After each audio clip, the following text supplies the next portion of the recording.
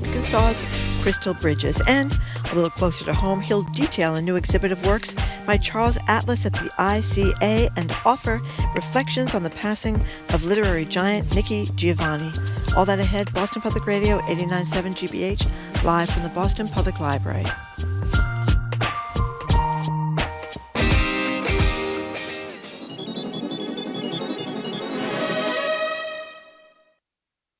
Live from NPR News in Washington, I'm Corva Coleman. The suspect in the killing of United Healthcare CEO Brian Thompson remains in a Pennsylvania jail. Luigi Mangione is fighting extradition to New York. Pennsylvania authorities say he was carrying a ghost gun when he was arrested. These are assembled from parts and don't have serial numbers, making them almost impossible to trace. Mangione's lawyer, Thomas Dickey, says this may not be the weapon authorities are looking for. I have not been made aware of any evidence that links the gun that was found on his person to the crime. Investigators are examining Mangione's social media posts, one of which referenced a domestic terrorist. It's been 4 days since Syrian President Bashar al-Assad fled his country and sought asylum in Russia. The rebel groups that seized the capital, Damascus, say they're forming an interim government. President Biden is responding to the event by sending his national security advisor to the region. NPR's Mara Eliason reports. National Security Advisor Jake Sullivan is going to Israel to talk with U.S. allies about what can be done to stabilize the situation in Syria, where rebels overthrew the dictatorship of Bashar al-Assad. National Security Council spokesman John Kirby said that the U.S. wants to make sure that the aspirations of the Syrian people for self-governance are met. It is in our interest, our national security interest, that Syria be stable and secure. And for that reason, he said, U.S. strikes on ISIS camps in Syria will continue. Kirby said that so far, all the opposition groups who toppled Assad, including Islamist insurgents, are saying the right things. But he said, quote, we have to watch what they actually do. Mara Eliason, NPR News, the White House. Meanwhile, the Israeli military has struck many targets in Syria. The Israeli military says this is to stop chemical weapons from falling into the wrong hands. The U.S. Air Force Academy is named in a new federal lawsuit. A group known for bringing legal challenges against the use of race and ethnicity in college admissions is taking on the military academy. NPR's Kristen Wright reports the suit was filed yesterday in Colorado. Students for Fair Admissions claims the Air Force Academy's admissions policies that consider the race of applicants are unconstitutional and discriminatory. It wants the court to prevent the Academy from considering or even knowing their race. The same group also sued the U.S. Naval Academy. But last Friday, a federal judge ruled the Navy can consider race in admissions for national security interests. The judge made mention of an exception in last year's landmark Supreme Court ruling that rejected affirmative action in higher education. That exception was a footnote written in the opinion that said the ruling throwing out race-conscious admissions didn't apply to military academies because they may hold potentially distinct interests. Kristen Wright, NPR News. On Wall Street, the Dow's down 40 points. This is NPR. Good morning. With the latest from the GBH Newsroom, I'm Henry Santoro. This year's winner of the Nobel Prize in Medicine is taking a stand against President-elect Donald Trump's choice of Robert F. Kennedy Jr. to run the Department of Health and Human Services. Victor Ambrose works at the UMass Chan Medical School in Worcester, and on Monday he was one of 77 Nobel winners who signed a letter that urged the U.S. Senate to reject RFK Jr. Letter says, quote, in a view of his record placing Mr. Kennedy in charge of Department of Health and Human Services would put the public's health in jeopardy and undermine America's global leadership in the health sciences in both the public and commercial sectors, unquote. Ambrose received his Nobel Prize during a ceremony in Stockholm yesterday, and UMass Chan says he was unavailable for comment.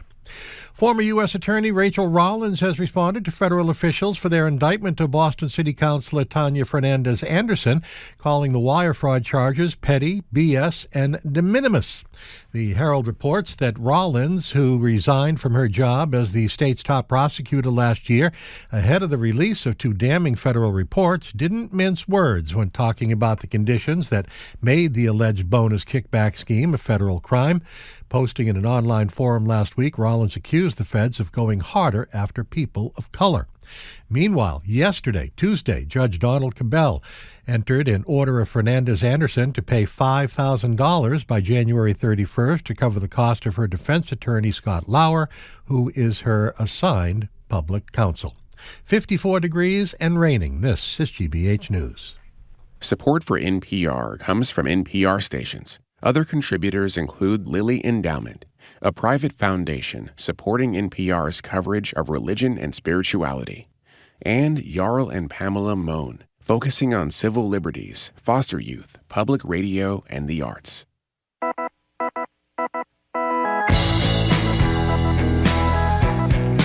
Eastern Browdy, I am Marjorie Egan. You're listening to Boston Public Radio 89.7 GBH. We are broadcasting live from the Boston Public Library and streaming at youtube.com/GBH News.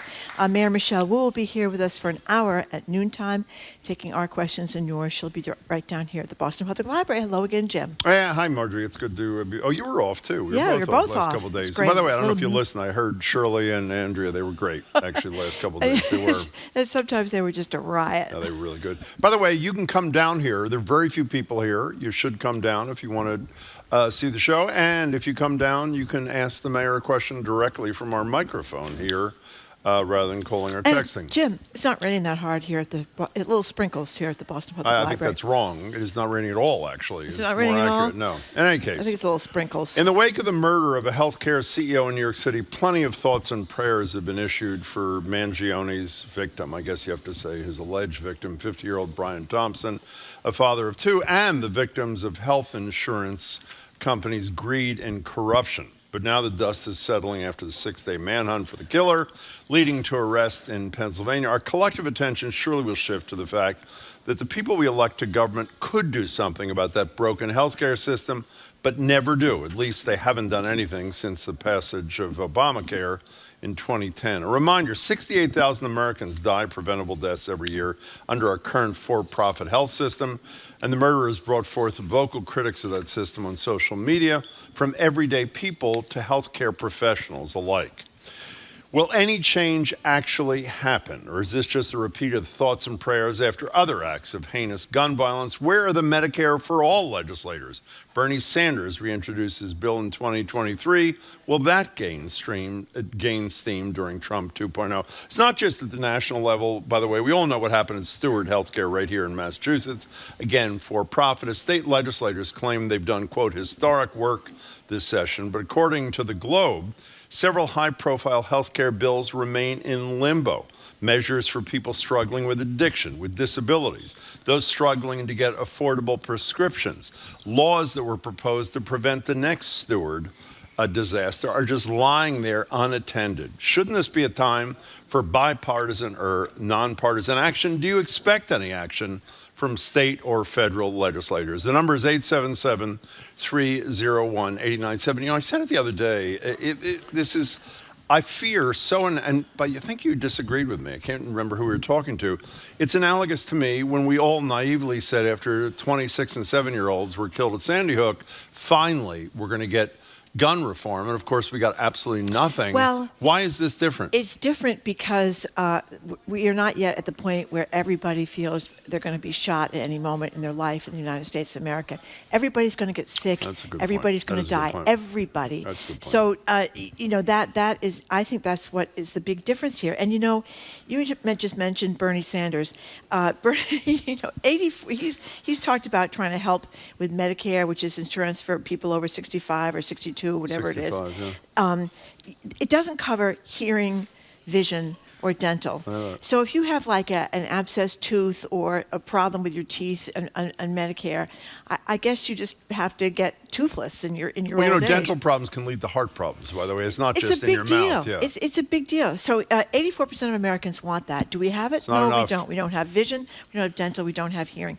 I opened up the paper today in the front page of the Globe, and I see that after all these stories about United Healthcare and how much everybody hates them because they deny people with artificial intelligence algorithms to deny your claims, that children right here are scrambling all around Massachusetts. A year after GlaxoSmithKline, which is a British company, canceled this widely prescribed children asthma medication. You know why? Because the federal government put price limits on what they could charge. So they decided what they do is switch to a generic version, which ends up costing more, and fewer insurers are covering this. Now, this is asthma medication for children so that they can breathe, but they're getting the runaround about this. And this woman that's at Boston Medical Center, where Catherine Gergen Barnett works, joins us all the time, primary physician there.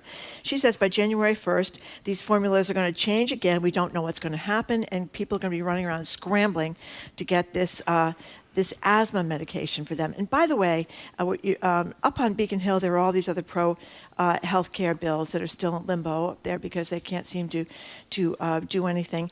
Elizabeth Warren, people think she's, she's so crazy left of center. Well, by the way, she's reelected overwhelmingly, so people don't think she's crazy out there somewhere. This is a national opinion. Oh, okay. People always talk about, oh my God, she's so left of center.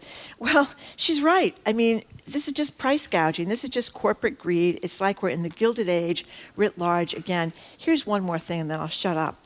In this story about Warren's bill, the Accountable Capitalism Act, she pointed out, and United Healthcare and a lot of these insurance companies are for-profit. A lot of them are not for-profit, like Harvard Pilgrim and stuff like that. They're not for-profit. But United Health is. But in the 1980s, the largest corporations in the United States dedicated less than half of their profits to shareholders. That means half to shareholders, half to reinvesting back in the company, and maybe to workers' salaries and workers' benefits and stuff. But in the past decade, more profits have gone to shareholders. During the same period that all this shift of money went to shareholders rather than to workers, worker productivity has risen with only modest increases in real wages for the median worker, while inequality has soared and people at the top of these companies, like the man who lost his life the other day, are raking in millions and millions and millions of dollars. So it's a rigged system. You mentioned Harvard Pilgrim, which is now part of this thing with Tufts Health Plan, Point 32 Health. They're the organization we read about a couple of weeks ago that cut off tens of thousands of members, 2-3 weeks ago at Boston Children's Hospital or Tufts Health. And by the way, that alone, that happened in Massachusetts, which should have been cause for this self-congratulatory legislature to come back and try to address these problems, or to try to address the problems that were raised by much of America after the murder of this healthcare executive. But as far as I know, they're doing nothing, and Congress sure as hell is doing nothing. And by the way, even though the Democrats lost their majority in the Senate and continue to be the minority in the House, why aren't the majority Democrats filing bills or doing bills this minute? They have 40 days to go. We have woken up. This is disgraceful. 877-301-8970. Obviously, we can talk about anything about this alleged killer Mangione and the healthcare system. We want to focus today on legislators, both on the state and federal level, obviously not listening to this universal call throughout the land, as I said, not just people who've been victims of this corrupt healthcare system, but people who work in the healthcare system who are acknowledging how messed up the thing is. Are we going to get action? Do you expect it? 877-301-8970. I say that I don't understand why after something like, I don't understand when things are bad in general. Why aren't legislatures in 24-hour session now sitting down and taking breaks to sleep and eat until they've addressed the problems that everybody knows exist? Why aren't they? Well, I think that's one of the things in the endless post-election postmortems or Monday morning quarterbacking, whatever you want to call it, the sense that Democrats do not address the problems that face real Americans. Now, I would argue Republicans don't either, that nobody is addressing the problems that really impact Americans. But this should be a bipartisan issue because, like I say, everybody gets sick, everybody dies, everybody, well, not everybody. You know why it isn't a bipartisan issue? because the healthcare industry owns Congress. They most own of the Democrats and most of the the Republicans. Absolutely, the pharmaceutical industry is very expensive. Remember Jane Swift? She was the first woman governor. She wasn't elected, but she was appointed. I guess she had real problems getting these juvenile arthritis drugs for one of her daughters, and she's on this crusade up at the State House. Wants them to regulate pharmacy benefit managers. We've read a lot about them. They're the middle people, PBMs. right? Yeah, they are the middle people that negotiate prices among health insurers, manufacturers, and pharmacies, but they allegedly drive up prices. Well, Beacon Hill hasn't gotten to that either, and they haven't gotten to the wheelchair repair. I mean, if you are poor and your wheelchair is broken, right now you could be waiting weeks or months to get the wheelchair fixed. That is obviously a huge problem. How about the two Stewart-related bills? They wanted hike penalties. The bill proposes hike penalties for inadequate data reporting, which is one of the reasons Stewart got away with this for so long, and ban these deals where you can lease land for your main campus of your hospital, which is exactly what Stewart did, which in part led to their financial nightmares. Let's get to callers. Don't forget why they couldn't do it, Jim. They had to leave for a trip to Cuba. To learn more about the healthcare system. That is exactly right. That's what the Speaker of the House said. Kevin and Randolph, you're first on Boston Public Radio. Welcome to the show. Hi. Hello, guys. Hi. Let me start off by saying I am fully on board with the idea of universal health care. I have Medicare. I think it's fantastic. I collect Social Security. I think it's fantastic. But we have two factions in this country that are always going to make it impossible. First, we have the Republicans who just don't want it. Enough said there. And then we have the Democrats who will never do what's necessary to have it. And what that is they are going to have to raise everyone's taxes. They're going to have to raise the tax burden on the American taxpayer, which I'm on board for. But they will not do it. They're afraid to say the words. You had a gentleman on your show about 5 years ago. He was out of New York. He was one of the people that tried to help New York State set up their own Medicare for All program. He talked about the failure in New York, in Colorado, in California, and Washington to do the same thing. And he told you that they were all excited, and they were people of goodwill, and they worked hard on this, and they all fell apart at the same point. They couldn't figure out how to pay for it because they did not want to raise everyone's taxes. And you asked him, Jim, at the end of the show, does he see a future for Medicare for All nationally? And he said no. You asked him why. He said because it will fall apart at the same time. They won't figure out how to pay for it. Kevin, are you aware of the fact that we have universal health care right now for people 65 years and older? He's on Medicare. I know. The answer is we already have it. And we figured out excuse me, let me finish. You made a very good point. We figured out how to pay for it. And by the way, if we expanded it to people under 65 years old, you know that a huge part of the cost would be the health care payments, the co-payments, the deductibles, the premiums that people aren't paying. So I don't buy this notion that it's unaffordable. I buy your notion about fear on the part of legislators, but we can do it. Kevin, thanks for your call and thanks for listening for so long. We appreciate it. Well, the thing is, I mean, we did have a proposal under Biden whose days are numbered in the White House, but the taxes would not be raised on anybody making less than $400,000. I mean, we do know the tax base is also another scam. It's heavily weighted for very wealthy people to not pay very much in taxes and for middle class and people to pay the brunt of it. So, I mean, raising taxes or not putting back the Trump tax cuts, but that probably is not going to happen But now. even if Kevin is right, the answer is you go into session, you figure out what you can afford, what you're willing to pay for and how you're willing to pay, and start moving in a direction that is responsive to what the American people say they want and address the problems that the American people are saying they're saddled with. I mean, to me, it's pretty obvious. Get in session and do your damn job. Scarlett and Medford, hi. Hello. Jim, I am on Social Security as well. As a former caller, I also highly applaud Medicare and Social Security. However, I have a supplemental plan for my prescription to United Healthcare, and their pharmacy is Optum Pharmacy. For a couple of years, hey, Scarlett, I don't want to interrupt. Scarlett, I'm only interrupting. Your connection's horrible. So if you can get to your question sort of quickly so we don't lose you, please. I'm sorry. I don't have a question. Okay. Actually, I have a statement. Please. When you're having a problem, can you hear me? Yeah. Okay, great. When you're having a problem, as I had, I was overcharged thousands of dollars for a prescription that Medicare actually covers by United Healthcare and Optum. They just screwed me on it. But when you have a problem, there's really no one to go to complain to or get help. You've got to go to United Healthcare to get help, and they just stonewall you. So there's the problem, and what you're saying is true. Our legislators, all of our politicians, it's a big problem, and it affects poor people like myself, and you really just don't have someone to go and help you. Well, Scarlett, one ray of hope, California, which is leading the charge on lots of legislation, is actually considering legislation that would no longer allow AI algorithms to be making decisions about prior authorizations, which doesn't solve the whole problem, but at least gets a human involved, which I think probably would improve our situation, not wholly, but at least in part. Scarlett, thanks for sharing your story. We appreciate it.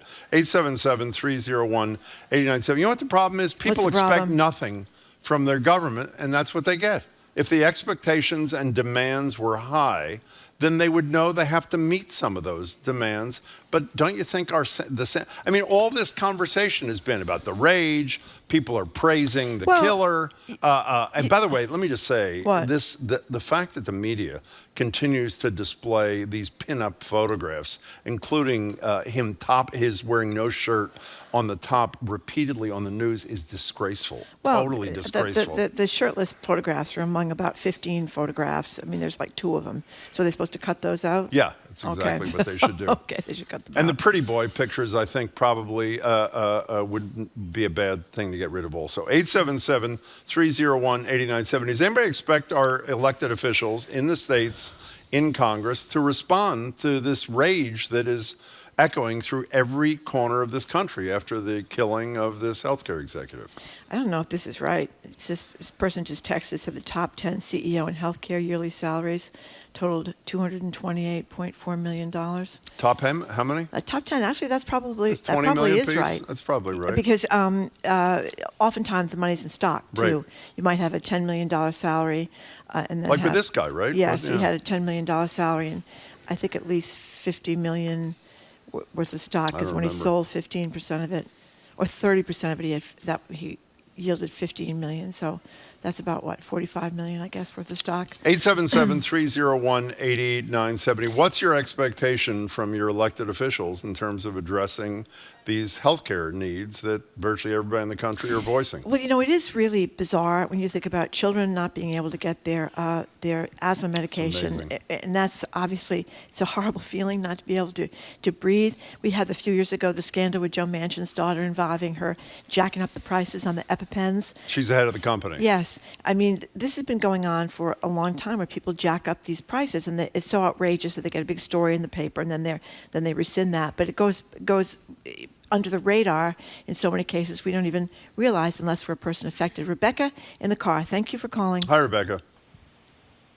Hi, thanks for taking my call. Sure. I just wanted to mention that in the 10th district, Middlesex district, single-payer universal health care won by 68 to 32%. My ratio's off, sorry. Yeah. Can you hear me okay? Yep. Yeah.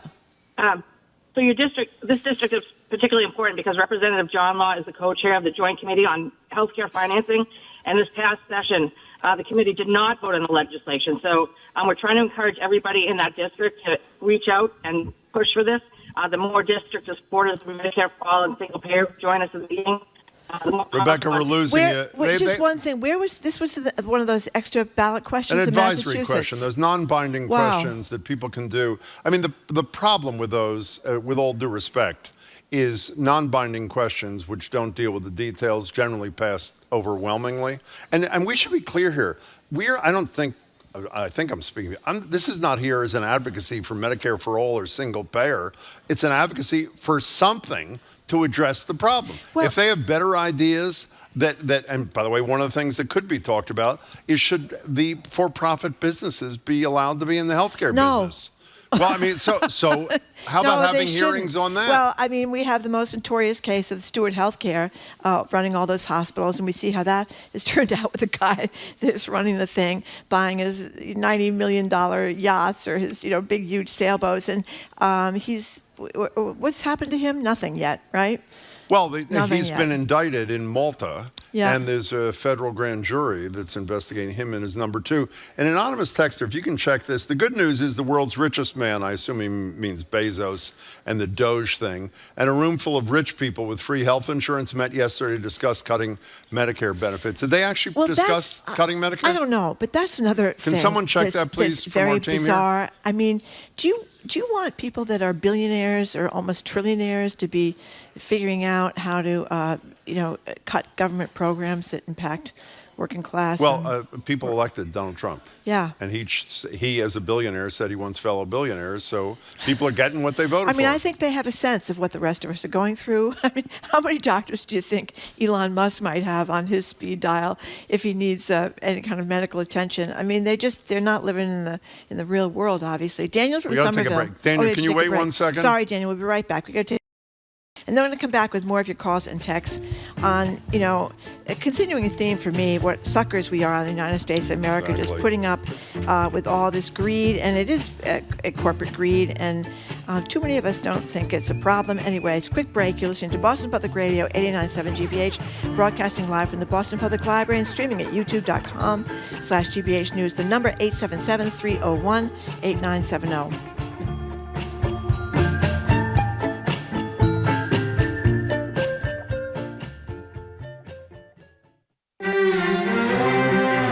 Many readers will argue screen adaptations are never as good as the books they're based on, so some fans of the classic novel 100 Years of Solitude are worried. I have read the book 12 times, and I'm very scared now that the novel is being adapted. Others are thrilled to see the beloved Gabriel Garcia Marquez tale land on Netflix. That's next time on The World.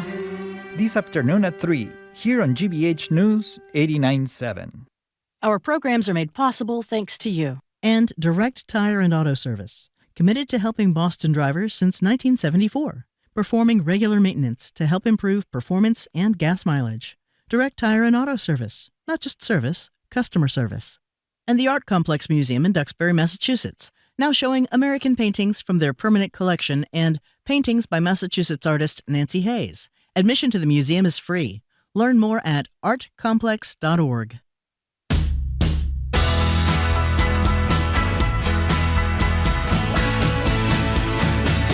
Welcome back to Boston Public Radio. Jim Browdy and Marjorie Egan. We're live at the library, streaming at youtube.com/GBH News. Ask the Mayor with Michelle Wu in person here, noon to 1, is about 30 plus minutes away. If you're just tuning in, we're taking your calls on the state of healthcare and health insurance and whether the shock of a CEO's murder will bring lawmakers from both parties to actually do something about the discontent and disruption of lives allowed under the current system, or is everyone just bought and paid for by Wall Street and we'll just continue to offer thoughts and prayers to all without any meaningful change? The number is 877-301-8970. Can I repeat what I said a minute ago? I don't know what the perfect solution is. I know what a solution is today. The Speaker and the Senate President should hold a press conference at the State House on Beacon Hill saying we're going to be in session, informal session, 24/7, holding hearings about how to address this need. The Congress should do the same thing. And if they don't want to do it in a bipartisan fashion, then let the Democrats stand up, reissue Bernie Sanders' Medicare for All proposal that he refiled in 2023. Even if that's not the right answer, it's an answer. Do something to show you're listening to the rage and pain of the American people. They're doing nothing. Matt Stout from the Boston Globe called Cindy Friedman. She's the Chamber's chief negotiator on 2 of these big health care bills. And you know what her answer was? Chamber meaning the Senate. Yes. Yeah, what'd she say? She wasn't available. Well, how about, what's his face? The Speaker of the House who went to Cuba with all these bills undone, said we're going there to discuss the importance of investment in healthcare systems. How about our own healthcare system here? I'm serious. They could have watched the Michael Moore movie. Remember when he rode the dinghy over to Cuba to get healthcare? What was that called? That was fabulous. Healthcare to Guantanamo, not just the Cuba, the Guantanamo, because they get better healthcare than the people in the United States I think they took care of his teeth over there, gave him an eye exam and everything else. Just for a second, and I may be missing something. Marjorie listed a minute ago what Matt Stout listed in the Globe, the undone healthcare bills. Yeah. One of them is a bill. One of them is a bill that would hike the penalties, as I said, for failure to report certain data that would have allowed officials to know earlier on about the troubles in Stewart. That's right. That should take, in my estimation, you put some experts in a room, figure out what the penalty should be, what the data reporting should be. How long should that take? 48 hours? They haven't gotten there yet. No, I'm serious. What should that take? Yet. And they haven't gotten to the wheelchairs either. I mean, that is unbelievable. Unbelievable. You are trapped in your home if your wheelchair. What kind of fear do you live through? What kind of fear and isolation I do you cannot live even through? imagine. Well, they're traveling around the world doing absolutely nothing This and is then our congratulating Statehouse. themselves. In any case. Oh, you know what Senate President Spilka called this session?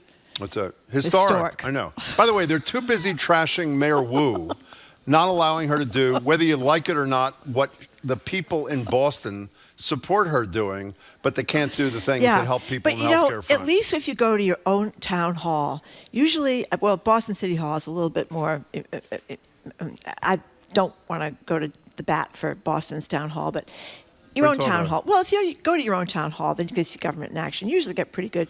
You know, you go there and sign up to get your garbage collected and stuff like that. Usually they will come and collect your garbage. I was the city council. We were doing great things over there. Daniel in Somerville, you're next on Boston Public Radio. Thank you for calling. Hi. Hi, Jim and Marjorie. Hey. I just wanted to say, I think that right now the solutions like that Joe Biden did with fixing, with negotiating prices and things like that, those solutions are nice, but they end up just having loopholes like what we're seeing with the asthma medication. Yes, great and they're point. also not very inspiring to rally around. Like, no one's like, oh, let's have some slightly better regulation here and there. So I think we just need to blow up the system. Maybe that's not the right word, but we need to hit reset and just have Medicare for all. And I think politics has to also be about convincing people. So even if people are afraid of like increasing taxes, you just need to go out and explain. And I think Bernie Sanders does a good job of this, saying, look, right now money comes out of your paycheck to your insurance company, and then they don't even cover you when you get sick. Now we're just going to move that money from one column to another column called Medicare for All, and you actually will get covered. Yeah, by the way, I think you make a very good point. I don't know if it'll cover everything, but at least it's a start. But let me just say, I feel, even though it hasn't gone into effect yet, I don't think it goes into effect till 26, if I'm right. I think the price negotiations were actually an important step, and I'm not denying there are loopholes. But Biden and his people deserve credit, I think, for confronting one of the most serious affordability issues that confront low and moderate income people, even if it's imperfect. Daniel, thank you for the call. We appreciate it. Listen to this one. The tick that gave you Lyme disease was just trying to live another day. The parasite that denied you treatment coverage for the same is trying to get a bigger pleasure yacht. 877-301-8970. Marina in East Brookfield. Did I pronounce your name right, I hope? Marina, like a boat dock. Oh, Marina, welcome. Hi. So for the past 4 years, I'm actually live in New York, but for the past 4 years, I came up here to take care of my boyfriend, and it turns out it took 3 years to discover what he had, but it was a rare brain disorder called progressive supranuclear palsy. It's a horrible disease. But I spent most of my time trying to get care. You know, I was on the phone hours and hours. You wait like 6-8 months for an appointment. And, you know, one of the side effects of the disease was he was losing his ability to talk. And so he couldn't make the phone calls. And I kept thinking, what would happen if I wasn't here and wasn't able to quit my job and take care of him? He would have died 4 years ago. You know, he did pass away this year. But it was just a nightmare. And he had Medicare and an expensive supplemental. I still had to fight constantly. The prices are ludicrous. Our healthcare system is ludicrous, and he was an actor. We were both actors, and our union has been fighting for universal healthcare for as long as I can remember, back in the 80s. And we just need it. It's insanity. The prices are crazy. The waits are, you know, I keep hearing about you can't have that, you know, universal healthcare. You wait forever. Oh, my God, some of his appointments were a year later, and he was already dead. I mean, it's just a horrible system that just charges too much money. They deny everything, so you have to fight for every little thing being covered. It was awful. And when you spend half your time on the phone arguing with people and trying to get appointments, instead of staying there and actually caring for him, I was mostly just sitting at the on the phone arguing with insurance companies and with doctors. Marina, that was a great call. Thank you. By the way, if you had been the only call the whole day, Marina, and the Speaker and the Senate President here heard it, people in Washington who run the House and the Senate heard it, what's their response? This is okay? This is okay? I think everyone agrees it's terrible. We just don't do anything about it. Well, exactly. And what are you going to do about it? Marina, that was really a thank powerful you, Marina. story, and we're glad you shared it. Your boyfriend was lucky to have you there for him. The 2020, Zoe just sent us a note, the 2020 Congressional Budget Office, which is nonpartisan, by the way, report on Sanders' Medicare for All plan, Bernie Sanders, found that the share per $100 spent goes to the actual care would go up to $86 out of 100. It's currently like 60 because of the insurance company's cut. For those who don't know, the administrative costs, I don't have the number in my head, on Medicare, for example, are in the single digits as opposed to the serious double digits for private insurance.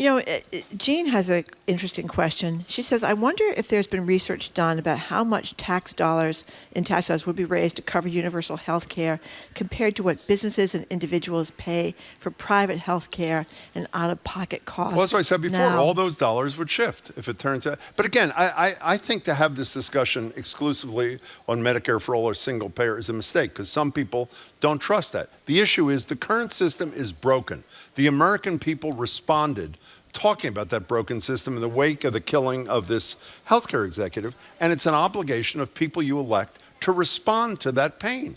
And nobody that I know of, except for people like Bernie Sanders and a few others who have filed this legislation, responding. So don't get wedded to one solution. Just get wedded to the notion that this system is grossly broken and needs fixing. When we were all fighting about Obamacare, there were people that opted for the public option. Correct. And other people could keep their private health insurance if they wanted, and other people could get the public option. But, it's so yesterday, I guess, to talk about taking money out of politics, but imagine what life would be like if there were no money in politics, how different the country would be.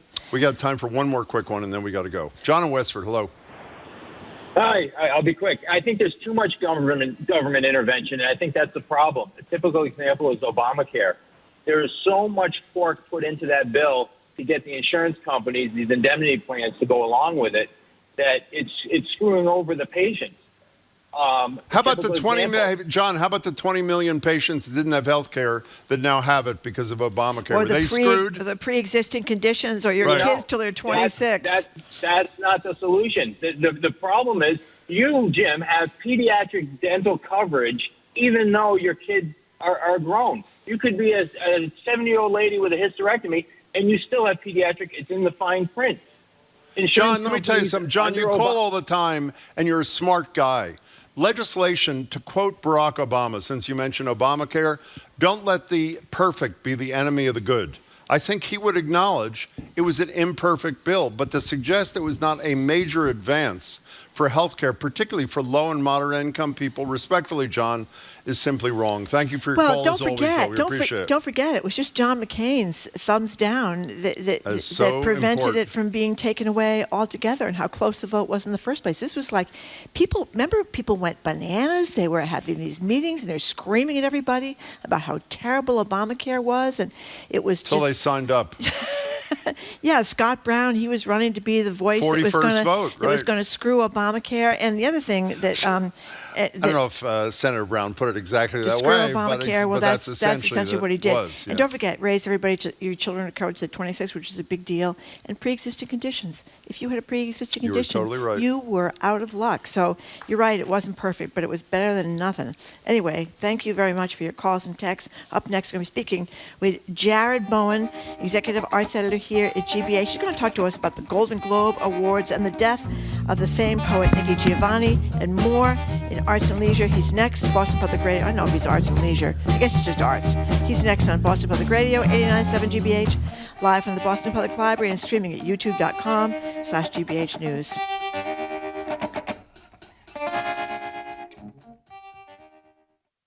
Part of the GBH News Equity and Justice Unit. Every time I've been hired as an editor, I've told my bosses I am a reporter first. Senior Editor Paul Singer. I will lead a team, I will coach, I will train, but my first love remains my reporting, and I will still be in the community reporting the stories, and helping to amplify the voices of the communities that we have so far not really been reaching. Elevating issues of equity and justice. GBH 89.7. Support for GBH comes from you. And Safety Insurance, offering a variety of home insurance products to cover your home's increased value. You can ask an independent agent about safety insurance. Safety Insurance. We'll help you manage life's storms. And Burton's Grill and Bar, serving weekend brunch with dishes like chicken and waffles, cast iron French toast, and short rib hash, plus gluten-free options, accepting reservations for brunch on New Year's Day. burtonsgrill.com.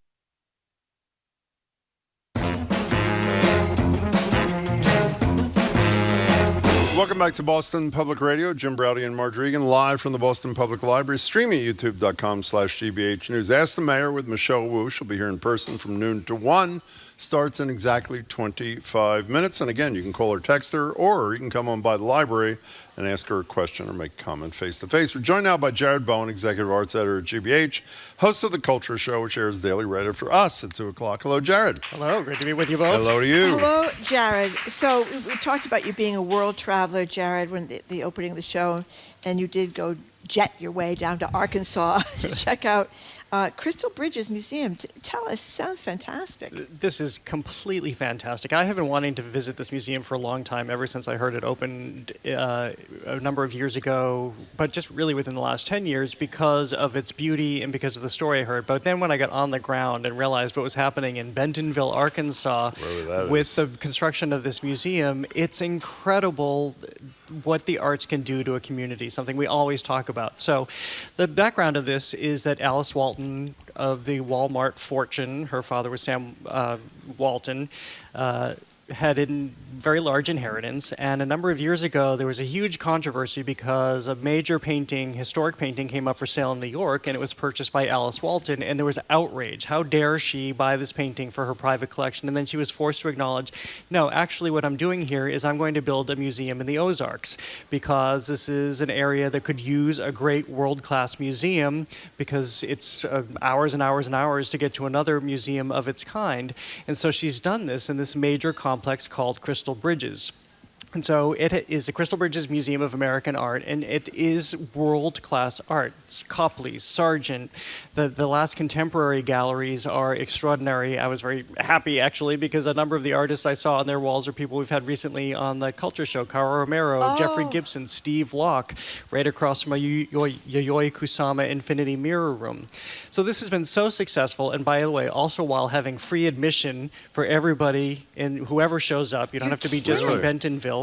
Which is also the home of Walmart, by the way. This is all the Walton money? This is Walton money, and Tyson Foods is also headquartered nearby, and they've had other philanthropic support, but a lot of it comes from the Waltons themselves. It's been so successful that right before the pandemic, they opened the Momentary, which is a nearby contemporary art space housed in a former Kraft cheese factory, and they have contemporary art exhibitions there. I saw this really cute show. It was really fun, but also kind of moving, called Best in Show. It was pet photography, and it was everything that was kind of fun and frothy to serious looks at animals by major photographers. But also on this campus, they have a tower bar, big bar, which I went to one night that overlooks a liquor bar? A liquor bar that overlooks Bentonville, and nice martinis. And they also have a huge concert venue where they have everybody from John Baptiste to Chaperone. It's just incredible. 6,000 people can come to these concerts. It's a major, major effort. So also underway right now at Crystal Bridges is an expansion which will open in a couple years, because this has been so successful they already have need to expand. Even more importantly, what I learned is that Alice Walton is also building a medical school, because if you listen to the Culture Show recently, we were talking to Renee Fleming, the opera singer, who is so fascinated by neuroscience and the arts and how they are clearly integrated, that the arts do have an impact on our brains and on our physical well-being and health. Alice Walton believes this too, so she has spearheaded this construction of this medical school on the campus so that they can be literally integrated within the same environment. I mean, what is happening there is so exciting, not to mention what it's done to the town of Bentonville, where you have great restaurants and you have sort of like shops. Mass Mocha and North Adams kind of deal, isn't it? I was thinking about this, except I think they've been able to do more than what Mass Mocha has been able to do, and maybe that's because well, you it's have unlimited money too, and you have other cultural institutions in the surrounds in the Berkshires. But it is so invigorating and so remarkable, and that's to say nothing of the Moshe Safdie design here of this building, where I realized at one point we're used to seeing museums where you can, like in New York at the Whitney, where you go into a gallery and then you walk out of it and you have a space where you can look out at the city, just kind of, I call it a visual sorbet, just catch your breath, see nature, see whatever. But usually you see this in cities. Here, you're looking out at nature because this is in the Ozarks. You're looking at woods. I remember stepping out of one of the galleries and stepping out into the open air and hearing chainsaws. I thought, when have I ever heard a chainsaw at a museum? What was the chainsaw user doing? Because in the surrounds here on this campus, it's all woods. By the way, it's also the mountain biking capital of the United States, if not the world, I learned. And then when I did some running while I was there, I found these amazing trails, but this is all through the woods. So they were maintaining these trails, especially for mountain bikers who are training there for the Olympics. It's amazing how much is happening. It's the most excited I've ever seen. I'm not kidding. You were out of your mind over this thing. Well, because it's the realization of so much what I hope for and talk about in terms of what the arts can be. Yeah, but who the hell's going to Arkansas? I don't mean that as a joke. I went to Arkansas. Well, I understand that. You're in a different situation a lot of people are than going average to Arkansas. people. No, because they've turned the airport into a national airport. Because where's that, Fayetteville or something? Where is it? It's it's close to Fayetteville, and it's about 20 minutes from the airport. But this is the point: is that this has become a destination. She has made the arts a destination for Bentonville, and rising tides lift all boats. That's what's been so exciting about this. I've been hearing about this forever. Obviously, there's a large enough need that they had to outfit the airport, more restaurants. It's just the power of the arts and what it can do. So how much does it cost for a hotel room down there in Arkansas? Well, I think it was $275. There you go. Pretty good. You notice he was stalling because it didn't fit the narrative there. But it's great. But I stayed in a nicer hotel. I'll tell you the hotel I stayed in. It was called, I think, 2021C. And this is a hotel that was founded with arts integrated. So you walk into the hotel and you see all manner of art on the wall. It's like its own museum. And they have galleries. If you stay in a nicer room, I didn't stay in the nicer room, you can have art within your room. By the way, there are artists on the walls there that I just had on the show, like Titus Kafar. So really, we see how this is just integrated everywhere. And I just can't say enough about how excited I was to be there, to see it, to experience wonderful design. They had a whole night exhibition tour where you trail through the forest, and they have all of these outdoor installations that light up, and you encounter this big Dale Chihuly sculpture, other major artists. It was so much fun. Now, this has nothing to do with this. We've had this discussion before. When I was in Seattle, I think, I told you this a couple of years ago, and I found out Chihuly makes almost none of his stuff anymore. He's got staff who do it. Should that upset me, or is that the nature of the beast? No, if you look at most of the Renaissance artists, they had the same thing. Had teams of people doing the same thing? The guy who's really good at the fingers would do the fingers. The guy who's really good at the landscapes in the background would do the landscapes in the background. Okay. Apparently, you can get a Comfort Inn room for $125 in Bentonville, 1.5 miles from the museum, according to Aiden did that. Aiden did that. Thank you. Crystal Bridges is the name of this place that you were exultant about. It's pretty exciting, by the way. How long was the flight? There's no direct flight from Boston, unfortunately. Hopefully that will change. But it took, I think I left at 10 o'clock. Excuse me? Am I being We're not leaving already? quite yet. No, it's okay. Obviously, somebody's unhappy with your performance here today, but that's okay. I left at about 10 o'clock in the morning, and I should have gotten there around 3 o'clock, but I missed a flight because it was Thursday, and the snow kept us on the ground at Logan for a little while. Okay, so can we move to another upbeat kind of thing? Here is the famous Ruby Slippers scene from the 1939 Wizard of Oz. Aren't you forgetting the ruby slippers? Slippers. Yes. Slippers.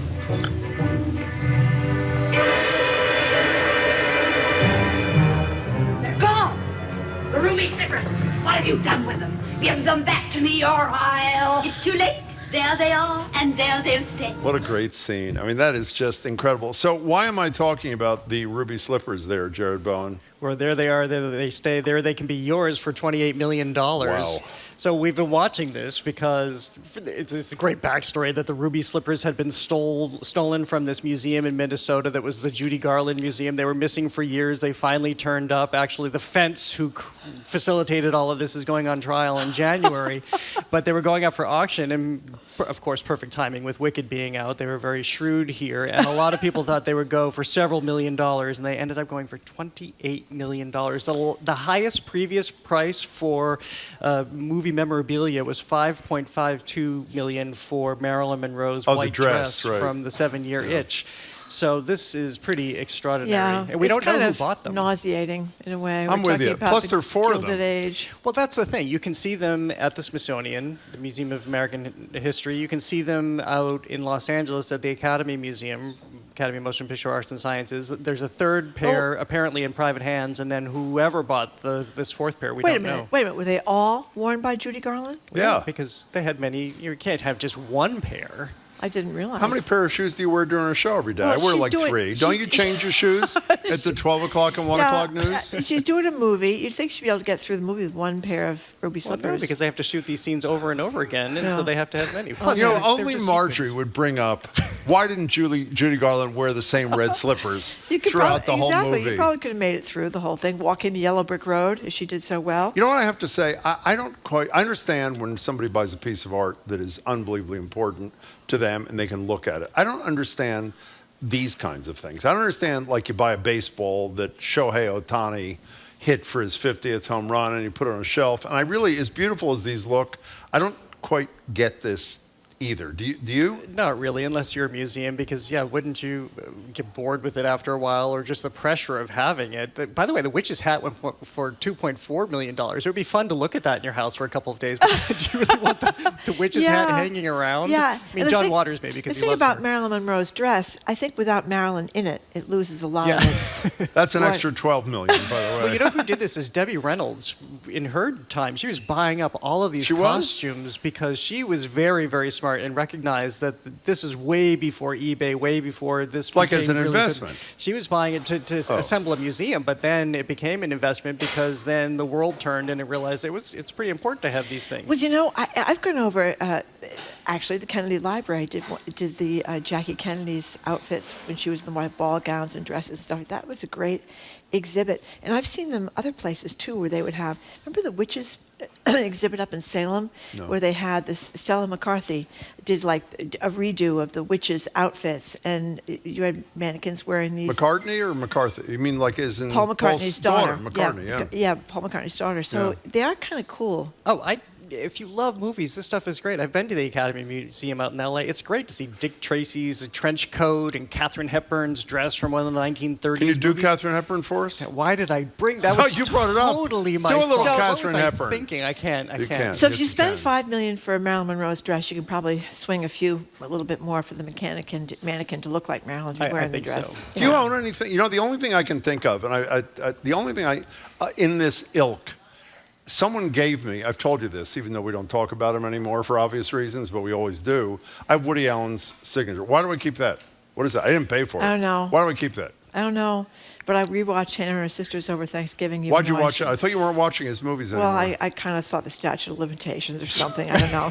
It was such a funny movie. Statute of limitations. I do have a Katharine Hepburn autograph. Oh, let's see. You do? That I bought a number of years ago. How much that cost? I'm not going to tell you. But you know what she did? Obviously, a lot of money. She wrote it. It says, "Dear Judy Kimmel, I do not sign photographs." Apparently, there was a request for a signature, and then she signed Katharine Hepburn, and she writes out her signature. So it's hilarious. By the way, for those who are new listeners, Jared does maybe the best Katharine Hepburn imitation I've ever heard. Wow. And if you text us like feverishly in the next few minutes, maybe you'll do it. You will do it before the end of the I think that segment. Martin Short does a better Katharine Hepburn. Well, that's your opinion. I don't think so. So the Golden Globe nominations have come out, and I think when they come out, you're supposed to discuss the obvious, the snubs. Meryl Streep, we didn't get the nomination. Everybody thought she was going to do that. My question is, I don't even understand why they exist anymore. Wasn't there a whole scandal where they have not one black member on the board of directors? Yeah. Why didn't they dissolve and something. Why are they in existence? Money, because people like to have red carpets, because the networks like to have a show to broadcast, because it floats the movie business even more. They lost a lot in losing the Golden Globes. However, you can't have a conversation now, as we are doing right in this moment, without talking about this, because, yeah, this is the Hollywood Foreign Press Association. We learned that it's hardly diverse. We learned that they were taking bribes, and so this whole history of the Golden Globes is really about who is bought in large measure, and just these really questionable and very, very dubious practices. But the Golden Globes are back. They have been for a couple of years. But again, we can't talk about the organization without talking about this. And I think that they have cleaned up their act somewhat, but I don't know. Is this the one where Ricky Gervais trashes everybody in the audience? Yeah. I love that. I mean, that is really... Well, it was always the fun show to watch because it wasn't like the other award shows where they're all in an auditorium, but here you have everybody at dinner getting kind of drunk, and too. Christine Lottie in the bathroom, and I'm not sure, people talk about... What was she doing in the bathroom? I didn't know about that. She was in the bathroom when she was not feeling well. She won. Oh, she was in the bathroom when she won. Yeah, remember? You don't remember that? Oh no. Yeah. And did they go get her in the bathroom? Well, she showed up just in time. Somebody must have yelled into the stall. You didn't have to get up there. But people also talk about this. Oh, this is going to be an indicator of what the Oscars are. I'm not sure that's true anymore either. When is this, by the way? Do you have any idea? The Oscars. The Golden Globes. I mean, the Golden Globes. They're coming up on January 5th. They are coming up. Okay. Yeah, Wicked has done very well. So Wicked did very well. The Brutalist, which I've kind of alluded to, I have seen this film. This is the other thing. So many of the films that are on the list haven't even come out yet because they get screened for critics but don't come out until around Christmas time or early in the new year. But The Brutalist is this major film with Adrian Brody, who plays a Hungarian architect who is fleeing Europe after the war and arrives in the U.S. and is trying to establish himself. It's really a tour de force.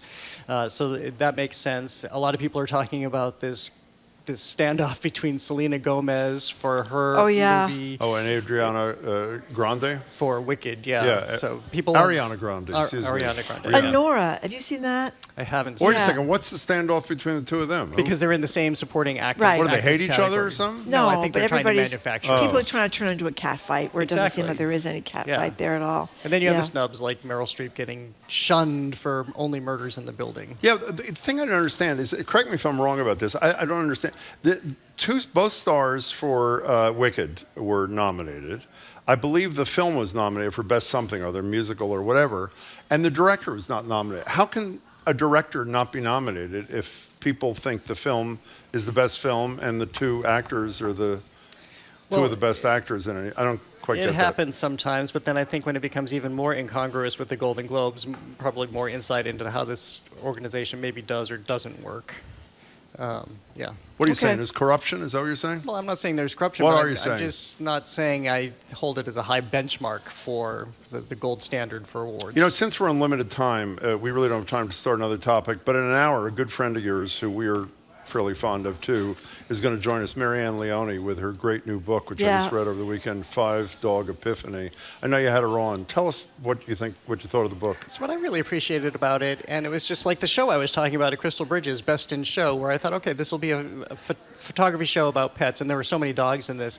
But just like this show does, and what I think Marianne Leone does in her book, is to help us understand how fundamental animals are to our lives. And she'll talk more about her story, which is having lost their son and turning to rescue dogs, and what just that process, not all of their dogs have been rescue dogs in the intervening years, but what that process of finding a rescue dog and helping them and understanding their history and just being so attuned to that, but then making that really kind of inward and making you more attuned to yourself, what that does. I know her as an actor. She is a brilliant writer. It's great really writer. So funny. And by the way, I have a bone to pick with you. Luckily, you only have 30 seconds. You bring up that disease we always talk about with you. You bring it up. And you and she both have what's that disease called? Misophonia. That's the chewing problem thing, and you don't talk about us. Well, it's not as bad as it is. So when we discuss it with her, we're not going to talk about you either. That's the way it goes, Jared. Well, please tell me you're going to ask her about it. Maybe we are, maybe we're not. Okay. Tune in. Are you going to join us later and tell us what's on your show? We have any time. I am. Okay. Nice to see you. Jared Good to Bowen, see you. thank you very Go much. to Arkansas. Jared Bowen. We've been speaking with Jared Bowen. He's Executive Arts Editor at GBH, host of the Culture Show, which airs daily right after us here on... More smart conversation about community issues is up ahead with Jim Browdy and Marjorie Egan on Boston Public Radio. Right after a news update from NPR. Stay with us here on GBH 89.7. Funding for our programs comes from you. And MIT Federal Credit Union, helping members get started on their savings journey with the MIT Federal Credit Union Starter Savings Account. Federally insured by NCUA. Membership's open to the general public. More at mitfcu.org. After an Austrian diplomat is murdered in an English country house, Miss Marple must investigate how the manor has turned into a death trap. Catch Agatha Christie's Marple tonight at 9 on GBH 44. Trusted. Local. News. You're listening to 89.7 WGBH, HD1 Boston, online at gbhnews.org. GBH News with NPR. What matters to you.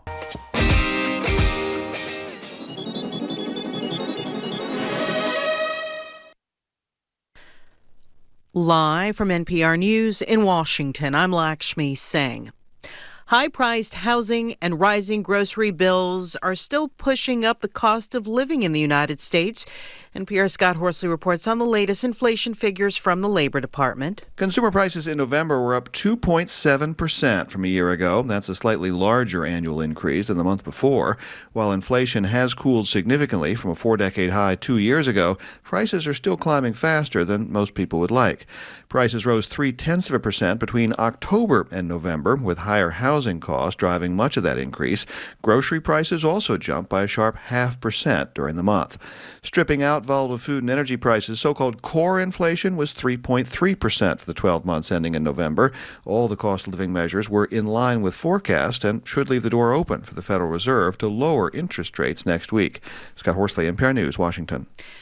Police say the man charged with shooting United Healthcare CEO Brian Thompson in New York last week appeared to have had a gun that was at least partially made on a 3D printer. NPR's Martin Cossey says experts identified it from apparent evidence photo circulated in the media. Do-it-yourself gun-making pioneer Cody Wilson says the suspect's gun appears to be from a design for an imitation Glock handgun, which was available for download on the internet. From what we can see, he's got a printed Glock frame, and that's been very popular. But what's interesting from our point of view is the version of this frame he printed was from 2021. It doesn't seem to be one of the latest printed Glock frames you could use. Guns like this are sometimes called ghost guns because they don't have serial numbers and can't be traced.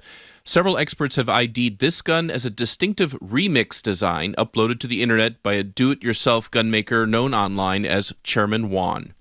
Martin Costi, NPR News.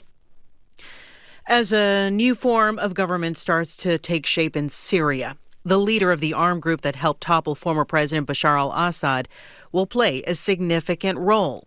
Villa Marks reports Abu Muhammad al-Jolani has suddenly become the country's new power broker. Born in Damascus, Jolani returned for the first time in more than 13 years this weekend after fighting Americans in Iraq, serving in a U.S. military prison and founding a group back in Syria that was allied with Islamic State, then al-Qaeda, then neither.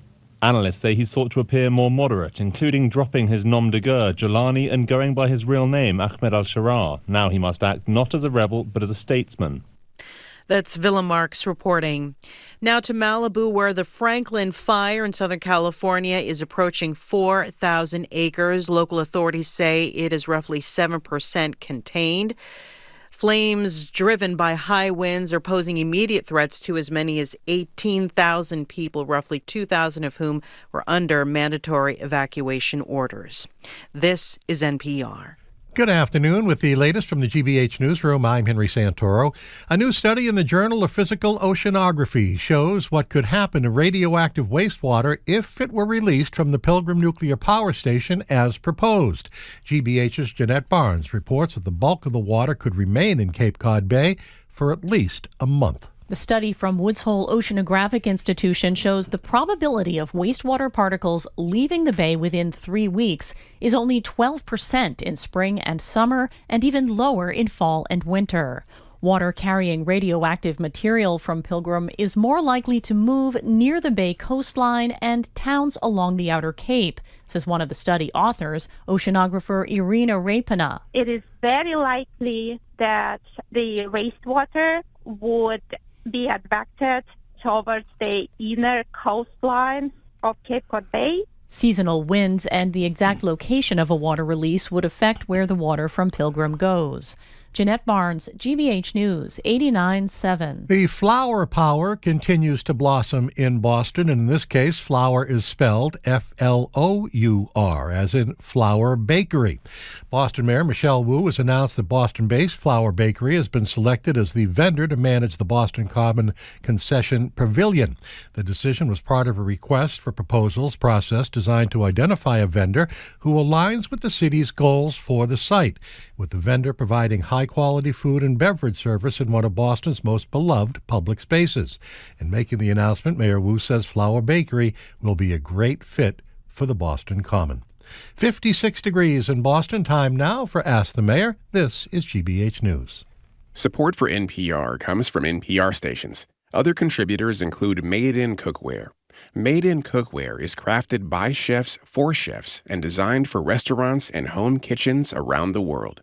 Their cookware can be found at madeincookware.com. This is NPR.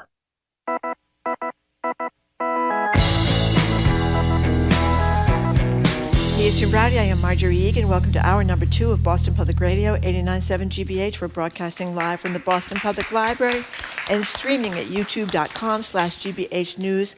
Mayor Michelle Wu is a few minutes late, but she's going to be with us in about 10 minutes for another edition of Ask the Mayor, taking our questions and yours. Hey there, Marjorie. So we thought we'd spend the next few minutes discussing one of the things that involves the mayor, but actually involves everybody in Massachusetts that I am obsessed with, which is home rule petitions. A home rule petition is something when a city or town decides to do something, but based upon the Constitution or state law, it can't do it on its own. It needs state approval. Even if the proposed thing that they want to do, change, whatever it is, only affects their residents. Here's a good example. The Mayor Wu wanted to have rent stabilization in Boston. It wouldn't have affected anybody else in the other 350 cities and towns, but to do it, even though it was overwhelmingly supported by the people of Boston and by the city council and by the mayor, it needed legislative approval. It didn't get it. The mayor, just like the governor, wanted to have a real estate transfer tax on high income, on high value homes when they're sold, all of the benefits of which would go to affordable housing. Which would have been great. That also required legislative approval. That was not approved. And again, not the Healy version, but the Wu version would have only affected the people in Boston. Most recently, and we'll discuss the merits with her. It's an anti-Irish thing, Jim. And originally was an anti-Irish thing ages and ages ago. The Irish are going to drink too much, and they didn't want them to get too many liquor licenses in Boston. By the way, that was the reason. Yeah, and it's still in effect all these years later. And well, as I said, we will discuss the merits of this whole proposal to shift the property tax burden, or potentially shift it for the next 3 years, that she wanted the legislature to approve. They killed it a couple of days ago, I think on Monday, and there were some numbers that changed that upset some people on Beacon Hill. We'll discuss that with her. That's secondary to this discussion for the next few minutes. The primary discussion, which we're going to cut off because the mayor is here, is whether the legislature should be sticking its nose in the business of any of the city. Who are the 2 mayors we had with us the other day from Salem? And where was the other mayor who was with us? From Attleboro or North I think it was North Attleboro. It was, which one was it? Attleboro. My apologies. Both of whom voiced the same concerns that we have voiced about the legislature making decisions for cities and towns that they have nothing to do with. In any case, we may continue that. We may not. She's right on time. We're joined now at the library by Michelle Wu, the mayor of Boston. She's here until 1, taking our questions and yours during December's edition of Ask the Mayor. If you have a question for Mayor Wu, you can call or text her at 877-301-8970. Or if you're at the library, you can find our colleague Zoe, who'd be right there, and you can ask the mayor a question directly. Mayor Wu, it's good to see you. How are you? Good to see you. Thank you for having me. As always, the Science Museum of Science. I brought a little swag today from lovely bag. Museum of Science tote bag. It came from our recent amazing announcement event where we were sharing with all of the partners and and community members that Boston's Free Museum and Cultural Institution program is now going to be open to students from every school in the city, not just Boston Public Schools, as our pilot was, and we're adding even more institutions to the list of the spaces that they can go for free with their families. That is, just elaborate on that a little bit. Is it any day, some days? How does it work? So it's the first and second Sundays of the month, and starting in the new year in January, next month, it's happening fast, students will be able to sign up for the program and then show either their little sort of code or the email from the program to be able to get in for free at 9 institutions. It's, okay, let me see if I can do this. The Science Museum, Children's Museum, MFA, ICA, Zoo, Aquarium, the Museum of African American History, Isabella Stewart Gardner Museum, and the Kennedy Library and Museum. And they can bring 2 adults, or actually 2 guests, whoever they are, of any age, with them whenever they go. That's great. And the major thing is the expansion. It's not just public school kids. It's any school kids in Boston as of now. Open to all. You know, speaking of January, before we get back to some of the news, and the number's 877-301-8970. You mentioned January. I believe you're having a child in January. Is that? I hope. I will have gone through a lot if that doesn't happen. We and virtually everybody else in the media has discussed with you how you're going to do this. You're not taking a leave. We discussed that with you a couple of months ago. How do you plan to govern? What's going to change when you're having this third kid of yours, Mary? So I think, as I've talked to a few people, as Jane Swift describes it, a working maternity leave. But basically, this is a job where when important decisions have to be made, I'm there to make those decisions, whether I'm on vacation with my family or at whatever hour of the evening. Certainly, a lot of the how I do the job is going to change while I'm recovering and making sure that the baby and our family are settled. So I'll be working from home a lot more. I've had a lot of great conversations. I'm very grateful to the City Council President as we're sort of coordinating on if there have to be public appearances, and it would be great for her to represent me at certain events. So we're already mapping some of that out, and I'll be checking in with my team on a very regular basis, doing a lot more Zooms and trying to participate from there. And, this is the third go-round for me, although in a different job, this role versus being on the City Council. But we will see when the delivery happens, how that goes, and I'll take it a little bit day by day. But the plan is that we have an amazing cabinet, set of department heads, team, staff all around the city, and things will continue to run very smoothly. I'm embarrassed. I don't know what a mayor's formal responsibilities in one month as opposed to another, but is anything happening in January that is not going to happen in January or that's moved? Or? Right, yes. So the big thing is our State of the City address, that happens which in January. usually is somewhere around the first or second week in January. The due date for the baby is January 15th, so rather than trying to manage the unpredictability of all of that, our plan right now is to shift that speech delivery event over to March, and so that will give a little bit of time. I'll be able to. Right. It's a big endeavor, and we take it really seriously in terms of mapping out what's happening for the city. It's also the longest speech that I give all year, so even just being able to be on my feet and deliver that for the 25-30 minutes, I want to make sure we're doing that right and treating it as seriously as usual. You don't want to go into labor in the middle of the State of the City address. How are you feeling, by the way? Are you feeling okay? I feel good. At 5 weeks ago, anyone who's been through it or seen someone go through it, you can only feel so good at this point. But I feel as good as that. Okay, why don't we get some calls? 877-301-8970. I am going to brutalize this name, so apologies in advance. Is it Kaliga? Is that how the name is pronounced? Yeah, my name is Kaliga. Oh, I got it. Kaliga, welcome to the show. You're on with the mayor. All right. Hi, I'm Mayor Wu. Hello. I would like to talk to you about White Stadium. I am very much for, as are most people in the inner city, to have White Stadium rehab because it is a trust of Boston Public Schools, children, and community youth. I live in Jamaica Plain now. I grew up in Roxbury. And I have some points that I think have been kept from the public that I'd like to just make. First, the lawsuit is alive and well, opposing a professional sports enterprise in a public park. We recently had a win where a judge granted us more time for the discovery process. And I want to tell you that I am a soccer mom. My kid one of my children currently plays soccer for Tech Boston. And I would love a women's soccer team in the Boston area. It doesn't belong in green space. Hey, Kaliga, we need you to get to a question because their lines are full. So what would you like the mayor to address, please?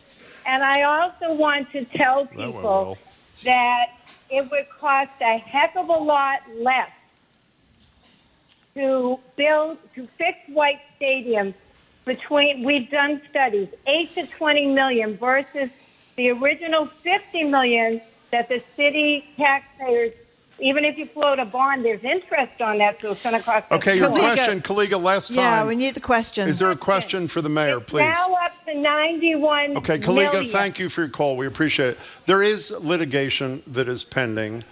We know that there appears to be the possibility, according to some reporting in the Globe, of a delay that may cause the professional soccer team not to be able to play there in their initial year in 2026. We know the city's share has gone up from 50 to 91 million, which is, I assume, what Kaliga was representing. So where are we in terms of this plan? And I'm sure you read Shirley Leung's terrific piece where she basically raised the question, why isn't the women's soccer team doing what every other women's soccer team, I think it's every other women's soccer team except one in America, does, and attempt to play in the men's professional soccer team, which theoretically would be the thing in Everett. Yeah, and I think that's what I heard from Kaliga's underlying question as well, is what are we going to do about it? Why are we still moving forward? And I appreciate her advocacy and alongside all of the other folks who've been involved in the lawsuit and joined that, because we know the public, anytime in the public sector, when we take actions, we have to be able to guarantee that there's transparency about what we're doing, we're clear about the goals, and that this will serve the public benefit rather than, the potential for sort of what she's expressing concern about of a private entity crowding out the public or things like that. So first, just a couple points that Kaliga referenced. Those are really good points. The lawsuit. We did have I forget what the formal name is, but there was a check-in, basically a session with the judge earlier in the week. The goal was to address a motion that the plaintiffs had put before the court to delay the trial, which is scheduled for March.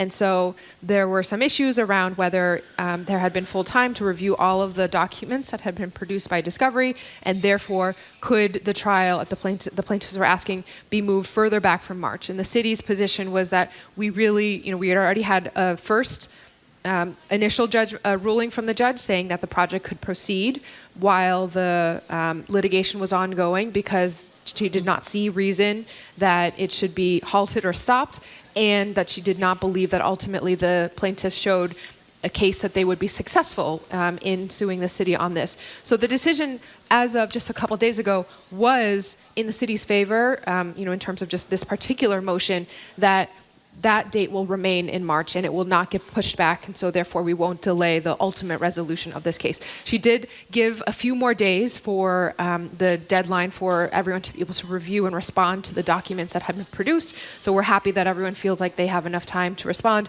Our main concern was we want to keep things on track with that March date, and that was affirmed in the court very recently. The second point around the cost. So, as she mentioned, maybe some groups have been saying, well, why couldn't you just spend $8 to $20 million on renovating the existing stadium? We all have, I think, especially neighbors, have seen what the condition is. We've heard from student athletes. It is on the verge of being unusable in some aspects of it. State track organizations and other athletic associations refuse to certify the results or the times that our students are achieving on the track because they say the facilities don't meet the standards to be able to officially count those. And it's just the size of the track. It doesn't allow us to host any of the statewide meets because they're not up to the standards of today. This was built in 1949. So at $8 to $20 million, sure, we could repaint some things. Sure, we could make some cosmetic changes, but it would not allow us to really take things to the next level.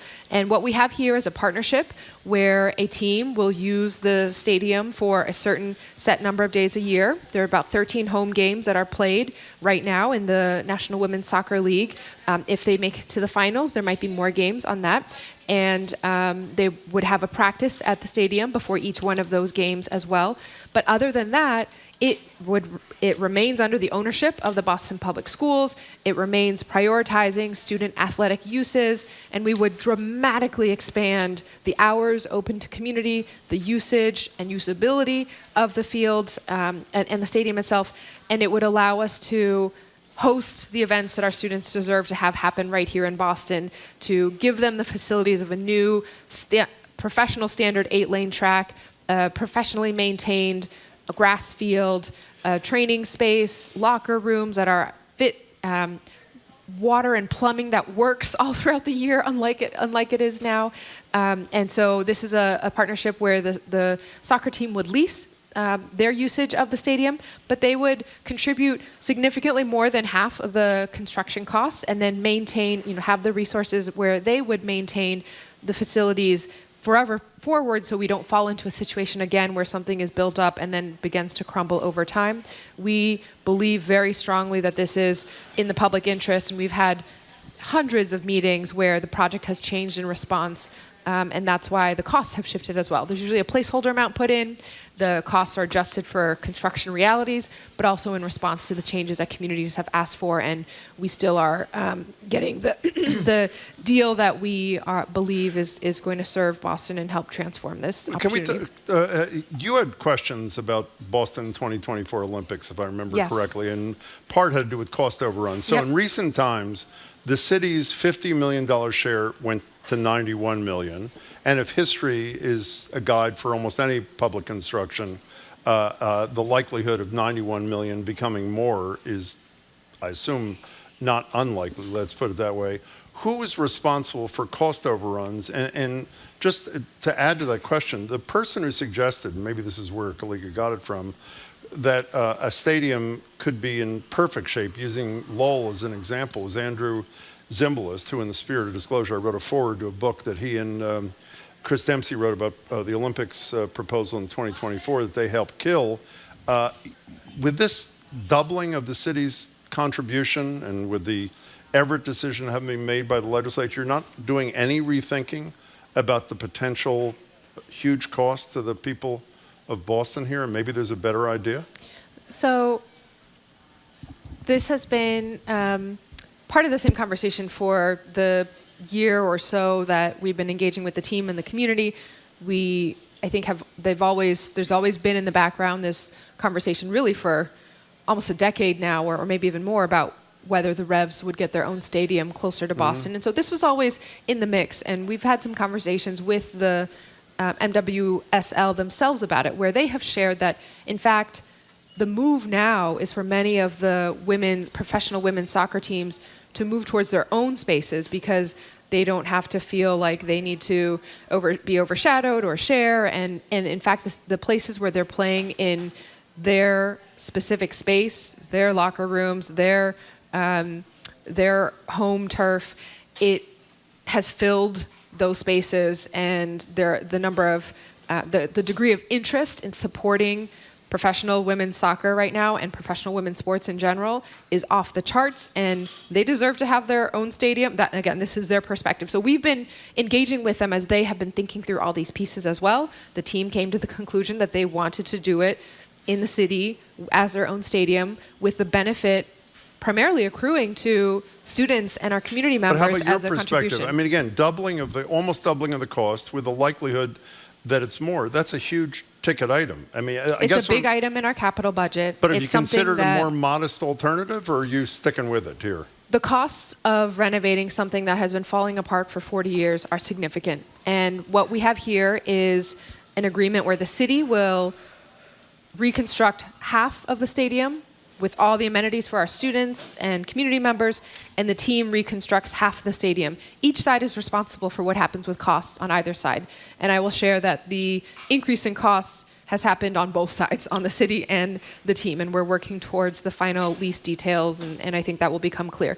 One other difference between the Olympics and this is that we're about to start construction immediately, so we have a much better handle of what the costs are now. But it went up $41 million in just a couple of months. Well, I will say, whenever you look in the capital budget, the first time something gets assigned an amount, it is a broad estimate. So even in terms of the internal adjustments to have the contingency for costs going up, and then the changes that were made in response to community, it's not unusual for our first draft of the capital budget as a placeholder to see some significant growth as projects move through the design pipeline. Okay, then one last question, then we'll move on. Same question Margie and I asked John Fish, who was leading the effort for Boston 2024 years and years ago. Can you guarantee the taxpayers of Boston that if the price goes over $91 million, that they won't have to pay for it? If the price goes over for our half of the stadium. Yeah. So we are going to pay for our half of the stadium no matter what it costs. What number it goes to. But we're about to begin construction, and we feel that the estimates that we have are going to be in the ballpark of what is needed, and that this overall is going to be a deal that is worth it for generations to come for our city. We're talking to Mayor Wu, 877-301-8970. Don in Dorchester, you're on with Mayor Wu. Hey, Thanks Don. for calling. Hi, thank you. Thank you. So I'm Don from Dorchester. I'm active in the Columbia Savino Civic Association. I had a huge complaint, Mayor, about the Zoning Board of Appeals. It's awful. It's disgraceful, and I really asked you to change it and improve it. But I want to put it in context first. The Civic Association has approved the 10,000, let me say that again, the 10,000 proposed housing units in and around the Columbia Savino neighborhood. So we're not anti-housing, just the opposite. We are pro-housing. However, we want that housing done properly, and we want it planned appropriately.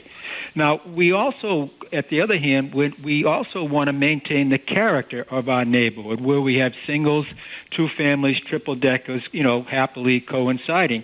The Zoning Board of Appeal right now is a green light for any developer to do whatever they want to do in the neighborhood. Okay, your question, Don, is what? Please? Please, Mayor Wu, fix the Zoning Board of Appeal. And I'll give you a great example. It's got to be 15 seconds because there are dozens of people. 20 Hinckley Street was approved by the Zoning Board of Appeals, and in writing, the Zoning Board of Appeals said they did it because of community support. At the meeting, there were 6 people, 5 voted spoke against it, 1 spoke for it, and the Civic Association person spoke against it. We got it. Don, thank you much for your call. Mayor? Thank you, Don. It's great to hear from you. Don actually has this incredible one-pager that lists out all of the 10,000 units that he's describing, and he's been an amazing advocate for wanting to have a plan outside of just the individual parcels for transportation infrastructure and all that will be required to move that many people. And so thank you, Don, for also showing up and always being at the Morrissey Boulevard reconstruction meetings and all of that. It's been great. In terms of zoning, I completely hear the concern that when we have a system that feels like it's based on the sort of battle for each individual parcel and how do you assess community support? Does one person speaking on behalf of a group get more weight on their opinion than 5 people who aren't speaking on behalf of a group necessarily? And those are all questions that I think show that we don't have a system in place right now that is serving the predictability for all sides. And that's why we've been working to try to get around to rezoning the entire city so that our zoning code will actually be real. Now, there will always be exceptions. There will always be a need for particular circumstances to have an outlet and a valve through the Zoning Board of Appeals to address those unusual circumstances. But I agree that feeding the sort of standard of all construction through that leads to these situations where people don't feel heard and don't feel like it fits with the larger plan. And that's why we've moved away from the off-the-books BPDA to a real city planning department for the first time in decades. undergoing zoning reform, and I will make sure that our chief of planning and team get as caught up on the 10,000 units and that conversation as we've been involved in now that Kairos Gen is in place. Don, thank you much for your call. I think a lot of people in Boston and in small towns are suspicious of the zoning boards of appeals. They wonder if it's stacked with real estate developers and people that have other interests that may not be with the larger community. So how do you get on the zoning board of appeals in Boston? And are there restrictions for real estate developers? Yeah, there's actually, it's one of the boards where there are specific nomination pathways for some of the seats. And so, and it requires nomination, appointment by myself, and then confirmation by the city council. So there's a little bit of a vetting process. I can't remember the exact names of all the groups, but usually there's some provision for labor and the construction trades to have a seat, for the contractors to have a seat, for the Greater Boston Real Estate Board to have a seat or to have a nomination. And usually the requirement is that they nominate a certain short list of people, and then whoever's mayor picks one of their list and puts them forward. And then there are a few that are... So it sounds like they're outnumbered by people whose interests are building as No. much There's as also that. seats that are, what are called at-large or neighborhood seats. And do where you have appoint to have, them new with your administration, or some holdovers from the Washington district? I can't remember if it's 3 or 4 year terms or something like that. It's a multi-year term, and so theoretically. So you think the checks and balances are there for people that are worried about shenanigans at zoning boards of appeals, not just in Boston but in general? Well, our system is a little bit different than other places, so I can't generalize across the board. I will say that we have seen a majority of the board turnover since over the last 3 years as terms have expired, and we have in our administration really worked to put in place people with specific expertise, even if not required by law, in planning, in climate, in transportation, to have that fuller picture. So we're always trying to do better and be more transparent, but these are hard jobs that pay a teeny tiny stipend, but they're basically volunteer jobs. And I know the folks who are on the board, both the members and the alternates who constantly get called in to fill in, they are doing their darndest to make sure that they're representing the whole picture of what our community needs. Can we spend 30 seconds, then we got to take a break, on something that I consider great, assuming it's true. Flower Bakery has gone to the old urinal. I'm so excited. Well, I shouldn't say old urinal. It was an old urinal. Earl's. And then the Earl of Sandwich. But how great Flower is Bakery's that? going to the Common. Yes, exactly. When is that happening? They are entering now into a period of trying to do some of the inside renovations and changing things over. Should happen it'll officially be open in the spring. That is fabulous. But the great thing is, on the way to the city parking garage or getting on and off the T right there at Boylston Street, or even if you want to walk over from Orange Street, you can go to Flower Bakery. You're supposed to have to worrying about a place to park over where you are in MIT or Cambridge. Or at special events like Shakespeare on the Common. Great. I mean, it just shows there's a lot happening downtown, and we're excited that such a beloved local business is also investing in it. Okay, we're going to be right back for more of your calls and texts for the mayor of Boston. She's going to be with us till the top of the hour. You're listening to Boston Public Radio, broadcasting live from the Boston Public Library and streaming at youtube.com/GBH News.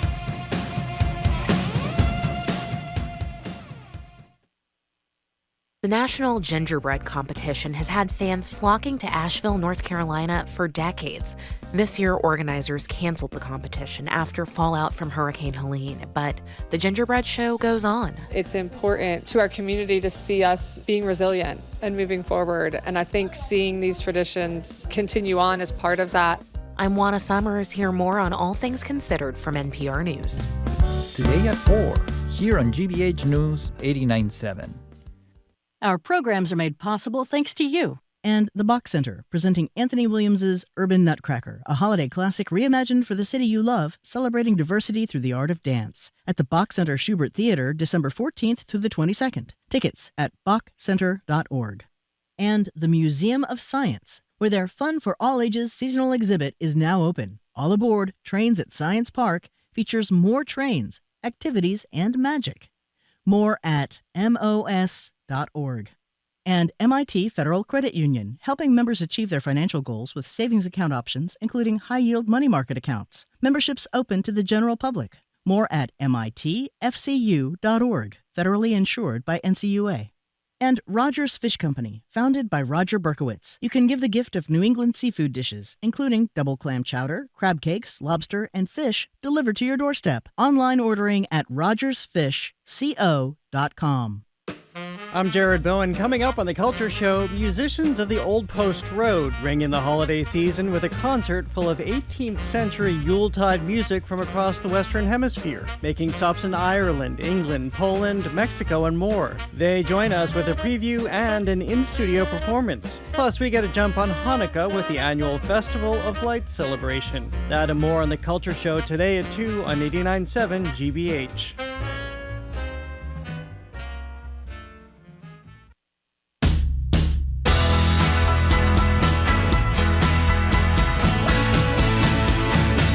Welcome back to Boston Public Radio. Jim Browdy and Marge Regan live at the library, streaming at youtube.com/GBH News. We're joined for her monthly visit by Boston Mayor Michelle Wu. She's here till the top of the hour to take your questions and ours. 877-301-8970. You know, Mayor Wu, we've talked to you a lot about your efforts to raise taxes on commercial real estate to offset the tax hikes that would be received by the city. Turns out they weren't as high as you thought they might be, but the whole plan got quashed by the state Senate. What do you think? Well, it's been an eye-opening experience, that's for sure.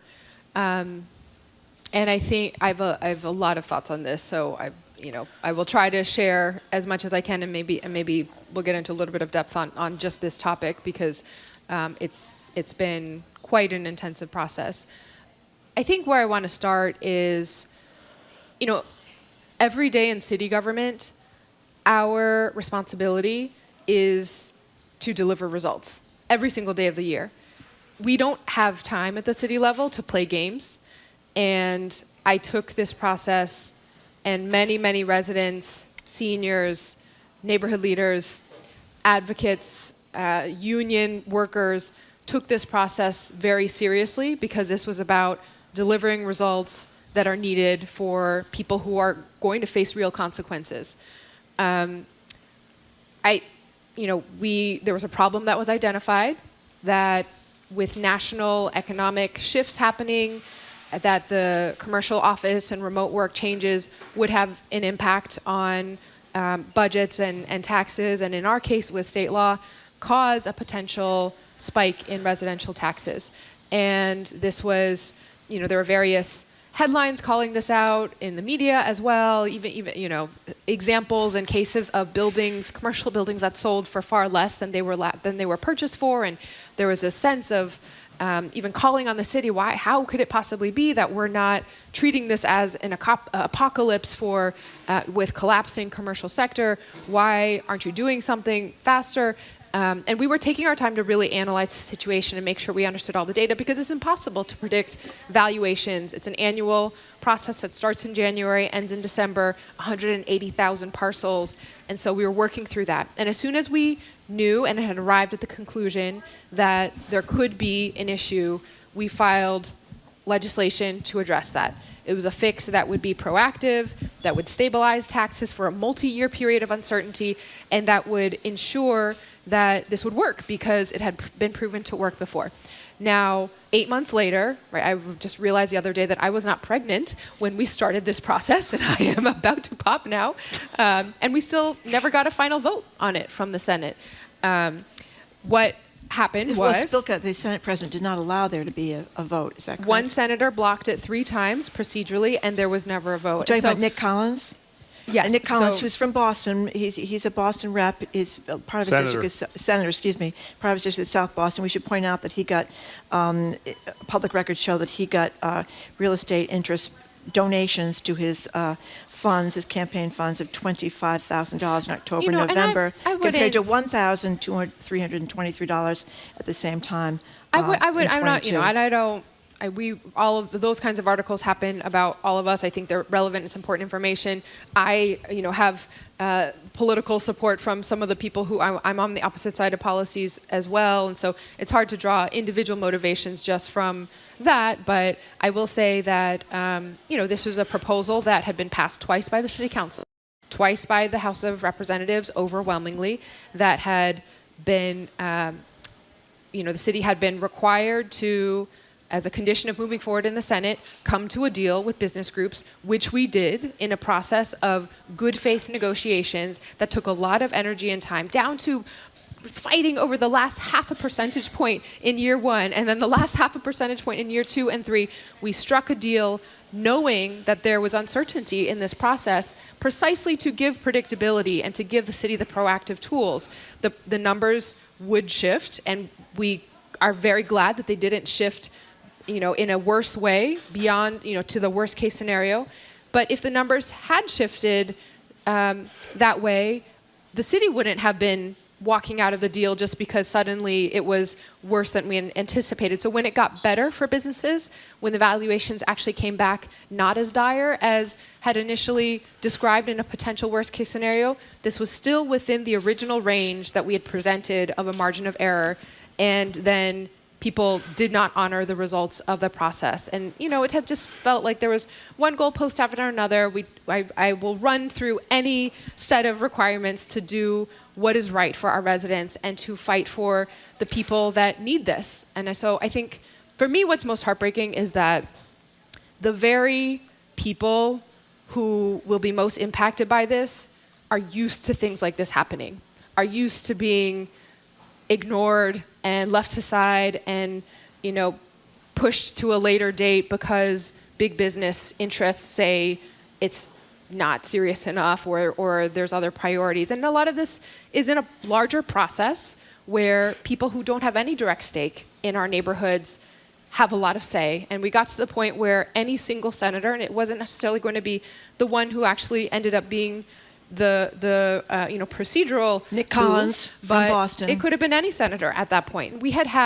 I'd reached out to all 40. Did he ever bring up to you his concerns right before the vote? Did he ever voice them? No, I mean, it is what it is at this point. I will say my team worked incredibly hard, and we had reached out we'd had multiple public hearings where these concerns had not been raised. We had dozens of phone calls. He never raised the concerns before. We had... Did he? No. Here is what he had to, if I may, here's what he had to say during Monday's Senate session when he postponed it. Again, here's South Boston Senator Nick Collins. This matter before us was negotiated with the Boston City Council, the legislature, and stakeholders based on false information. Whether that was intentional or not, we don't know. And now we know the sky isn't falling, and the campaign of fear and manipulation that took place and continues to take place is a farce. The campaign of fear and manipulation that took place and continues to take place is a farce. I assume he's talking about you. What's your reaction to what he said? I don't want to make this about one person because I think it has become clear that there are, this is coming from a number of places, including some businesses that did not have to put themselves publicly on the record. And so, he's carrying a message for a larger group, but I want to address the message, which is somehow that in doing our very best to head off a situation that is going to harm residents, and granted, could have been worse, and we're thankful that the numbers did not end up being in that worst case scenario, but we stated every single time that these are subject to lots of changes and will shift. The deal was struck with that context, that there would be uncertainty, and this deal coming to an agreement. When the senators from Boston sat at the table, the Senate president was at the table, they invited the business groups to the table, and all of the senators did not say a word about any individual changes they wanted to see. The instruction was work it out with the business groups, and we are good with that. So we did, and that arrangement was about a 3-year period where we still don't know what will happen next year, or the year after that, or the year after, next year meeting after this upcoming fiscal year, for the next 2 years. And so that multi-year predictability was important and part of the deal. And so the numbers shifted within the range. It is not typical to offer these early estimates, but in answering every question that was asked, in having briefings with so many senators, we had a great meeting with the Republican caucus of the Senate. They asked incredibly insightful questions. So every single place that we could, we really tried to be as open as early as possible. And so I think, people are going to say what they need to say when they maybe feel that residents are going to see what's going to happen. This guy represents Boston, and he's talking about fear and manipulation. What's your reaction to that? I think that could either be misleading or misinformed in terms of, that particular Well, can we get concrete? particular understanding. He said you originally, the highest number I ever heard you say is you said 33%, but it's only for half a year. 16.5%. It ended up at 10.4%, which is the critics have stated is barely only a point and a half higher. But than what okay, let me just get the facts out. The average Yep. rate is for 9. But I guess my question is, at least 3 times, Mayor, Yep. that I'm aware of in the last year, the state legislature has decided that the real estate industry is more important than the duly elected representatives of the people of Boston. There was a real estate transfer tax on wealthy high cost transfers to fund affordable housing. You proposed, that was killed. You proposed the rent stabilization thing, that was killed. This, whether people agree with this or not, this property tax shift also was killed. Is it unfair to say that they care more about what the real estate industry says than what you say? No, that's not unfair at all. But I just want to add, though, it's not about me. It's about the residents of the city. And it has felt, and it has literally been where I've been sitting at tables where there are multiple representatives of business or the commercial sector, and no one besides myself invited to that table to speak specifically for residents. And my job is to represent both, right? We cannot have a thriving city without a thriving economy and businesses, and we are doing everything we can to address the challenges there. But residents deserve to know that they are prioritizing the process, and it's heartbreaking to feel like that hasn't happened. Can I just spend 2 seconds on the numbers, though? Because this has been a lot of confusion. So there were 3 different numbers that were put out, and each has been represented in 2 ways, so it's confusing. We've talked about a bill-to-bill increase, and the reason is because the bills are issued on a fiscal year basis for the city, which runs from July 1st to June 30th, but the tax assessments are done on a calendar year basis by state law from January to December. The first 2 bills of the year are always with the last year's tax rate artificially low, and then if the rate goes up, you have to make that up by paying higher bills in the second half of the fiscal year or the first half of the calendar year. So what people feel is the increase, the double the annual increase when they get that January bill. And you could say, well, it's going to average out to half of that if you count the 2 months that they paid artificially low and then now 2 higher. But when you're on a fixed income and all of a sudden you have to come up with an amount that day, we like to cite that as the impact that they felt. So the first set of numbers that were put out was a 33% bill-to-bill increase, which, as you said, is a 16.5% annual increase averaged out. And that was based on, at that point, the city had not gotten far enough into our process to have any numbers at all. We said that very clearly. We used numbers that the Boston Municipal Research Bureau put out as their estimate. It was something like commercial values will drop by 10%, residential values increase by 5%, and that was one scenario. And we translated that into what the bill-to-bill and annual increase would be. The first point that we had real data to give our own estimate, again, subject to change, was about late September. And so we shared that within a margin of error, there was the worst case scenario of our, I think the estimate was that instead of going down by 10 on commercial and up by 5, it was something like down by 5 to 7 on the commercial side and up by 3 to 5 or something on the residential side. So we said that could translate into something as bad as a 28% bill-to-bill or 14% annual increase, subject to change with this margin. The final numbers ended up right within that the range that we had given. Commercial dropping 5, residential going up by 3, which results in a 21%. So we went from 33, which was an outside estimate, to 28, which was our own estimate, to 21. Now everyone says that, well, and 21 is 10.5 annualized. And everyone's been saying 10.5 is close enough to 9. 9 is the 5-year average. That's what business groups have been holding on to. It's important to even put that 5-year average in context, though. These 5 years have been the highest 5 years in a very long time in Boston. The 10-year average is 5%. The 15-year average is a little over 4%. So if you remove these last 5 years, the city's been at about a 2 to 3% annual increase. And so 10.5 coming after 5 years of an average of 9 is extremely high, especially, again, for those residents who will be most impacted by this. And so there's been a lot of choosing the right numbers to make your best case and not listening to the people who are going to have to bear this and who are the ones who make up our workforce, make up our community. And it's just saddening to feel like this is the process that so much has to go through every single session. We came to a deal with the council. The House had some concerns as well, but told us what they needed to resolve those. So we made those amendments and came to a compromise. They passed it twice.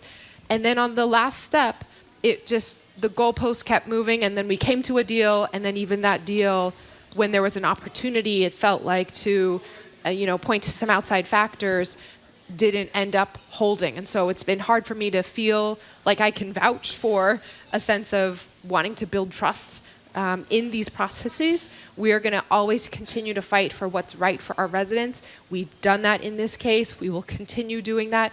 And now we're going to have to try to find extraordinary ways to support people, because an increase is happening that there was a common sense way to have avoided and stabilized that would have been in everyone's best interest. And I just want to repeat before we leave this topic, you just played sound from State Senator Nick Collins criticizing essentially this process and criticizing the mayor. And I'll read from the first paragraph of the Globe. That same Nick Collins, Boston, whose constituents will be impacted by these tax bills, received tens of thousands of dollars in donations from prominent members of the city's commercial, real estate, and hospitality industries in the weeks leading up to his move to delay Mayor Wu's proposal to hike commercial property taxes. All told, $25,000 in October and November, public records show, almost all of it from real estate interests. By comparison, 2 years earlier, when he was up for re-election, he received not $25,000, but $1,323.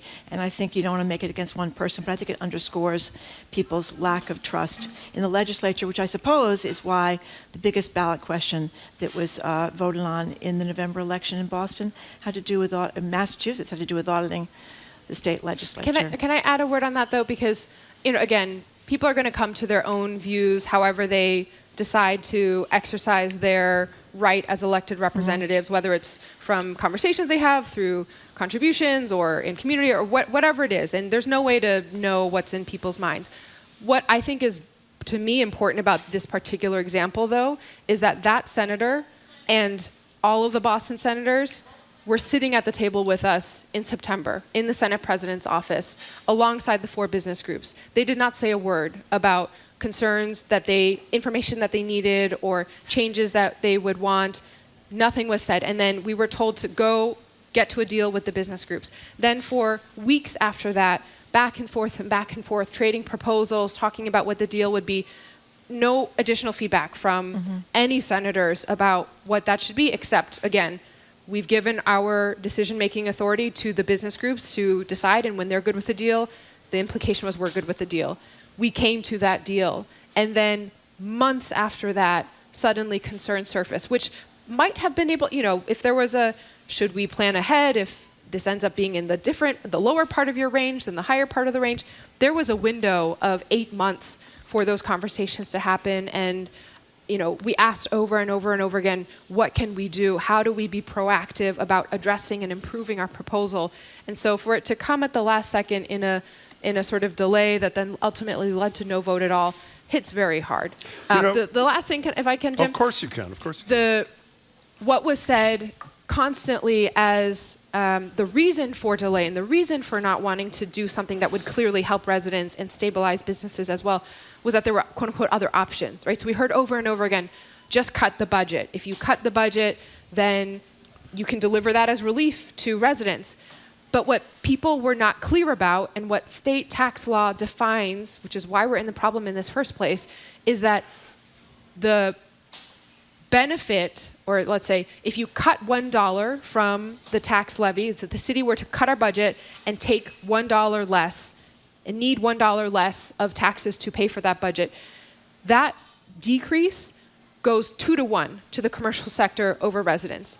So if you're saying we know that there's a problem for residents, but just cut the budget, what you're not being clear about is that actually doesn't solve the problem for residents. It delivers an even greater decrease for businesses who would be getting a decrease this entire time. The goal always was that businesses were going to see a sharp decrease, residents would see a sharp increase, and all we were asking for was to moderate the rate of that over a multi-year period to stabilize it for everyone so people wouldn't be hit hard. And so the cut the budget was, it was really almost a fraudulent sort of continual push of there's a very reasonable way to avoid this, when that wouldn't have solved the problem that everyone was purportedly acknowledging. The other push now is, well, we'll just raise the residential exemption so that we can give more of a tax break to some residents. What that only applies to homeowners. And so when you do that, it then actually keeps all the burden on the residential sector overall, but pushes it from homeowners onto renters, who in many ways can be the most vulnerable of all. And so we had a solution that addressed all of this, that would have helped all the residents, stabilized everything, and the deal did not hold. One last housing thing. And by the way, we have had mayors, governors, attorneys general on our show for decades. It's the first time we've taken so few calls. Our apologies. But these are really, really important issues that I think people needed clarity on. In a related housing development, we spoke to the Attorney General the other day when she was here about this decision by the legislature. Again, no hearing, no transparency, no nothing.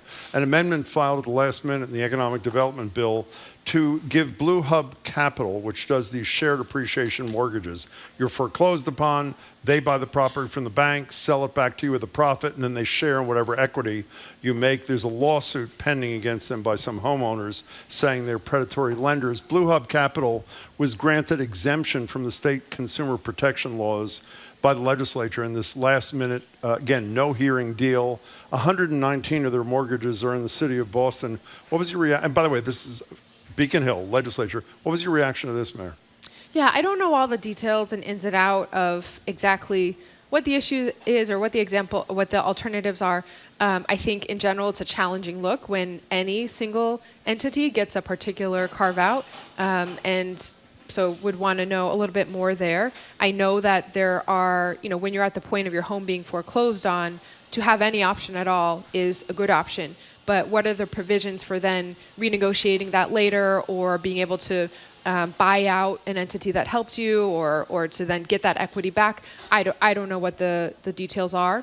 I think it's maybe one more example where the sort of different use cases within the fact that different entities or different causes can be treated so differently by that process at various stages. This law only applies to one company. Right. It's hard to think about all those who go through the process and don't get any response at all. I know there's hundreds of cities and towns who have various requests before, this body or that body, and I'm, want to find ways that the city can continue to be a place where we're building trust in the civic engagement process. And we have a lot more work to do on that front. Are you going to show up in January or Zoom in or something? You're going to do something, right? I'll be on my couch, and you can wave hi to the baby. We promise you all we will take all of your calls. Our sincere apology, but I repeat, these are really important issues that needed clarity, and we felt it was important for the mayor to get an opportunity to explain her position. Mayor, we thank you much. If we don't see you before the kid pops, as you said, we hope all goes well for all of you, and thanks so much for your time. Merry Christmas. Thank you Happy holidays. Same to you. We have been speaking with Boston Mayor Michelle Wu. We thank her very much for her time, and as Jim GBH's December membership drive is tomorrow. Please help give us a head start by making your end-of-year gift now, online at gbhnews.org. And thanks. Support for GBH comes from you and Bunker Hill Community College, now registering for online winter session, a 3-week session starting January 2nd, designed to help students catch up on classes and get ahead. bhcc.edu/winter. And the Peabody Essex Museum, presenting saints, sinners, lovers, and fools. 300 years of Flemish masterworks. Open Saturday. For tickets, you can visit pem.org. Trusted, local, news. You're listening to 89.7 WGBH, HD1 Boston, online at gbhnews.org. GBH News with NPR. What matters to you. As we do every holiday season, regifting. But I want to talk about how many is too many reusable cloth and plastic bags that many of us have collected through the year, live from the Boston Public Library.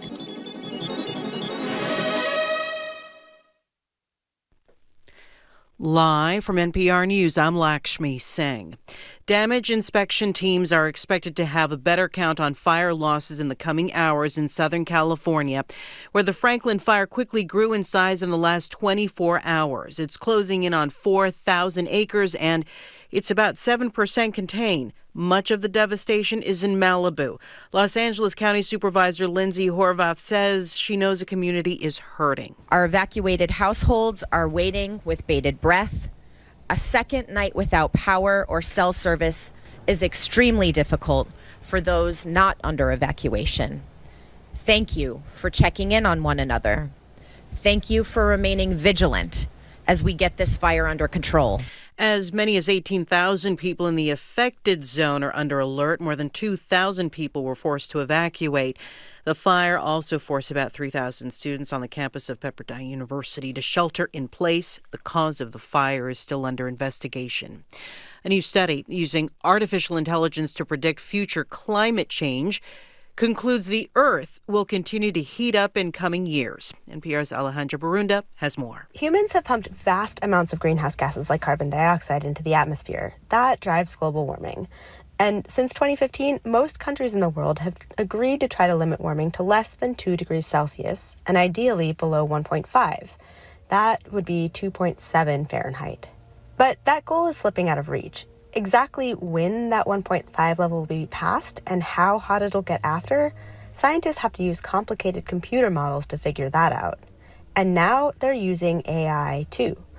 Researchers from Stanford and Colorado State University tapped AI to pin down estimates about future warming. Even with the most ambitious climate efforts, there's a 50% chance of exceeding 2 degrees Celsius. Alejandra Barunda, NPR News. Rockets were fired from central Gaza toward Israel, prompting the military to order another evacuation order for Palestinians in areas the attack was launched from. NPR's Aya Batrawi has more. Palestinians are bracing for Israeli attacks on parts of central Gaza after militants, not with Hamas, claimed responsibility for rockets fired at southern Israel. Meanwhile, Palestinian hospital officials and civil defense say 2 families have been killed in the past 48 hours in northern Gaza by Israeli airstrikes.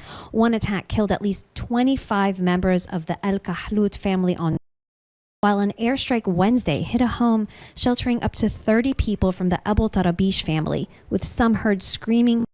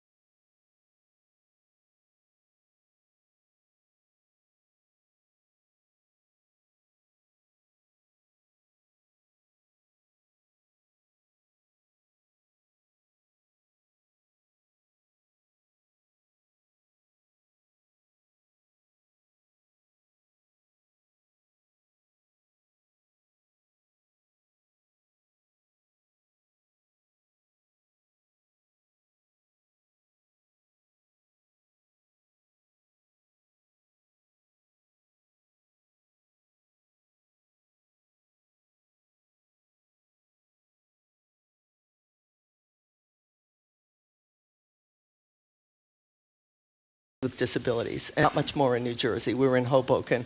And Massachusetts was ahead of the federal average. So we moved here. We were terrified. We were like at the beginnings of our acting career. We didn't know if we'd get a mortgage, and we moved to a town that I'd spent summers in.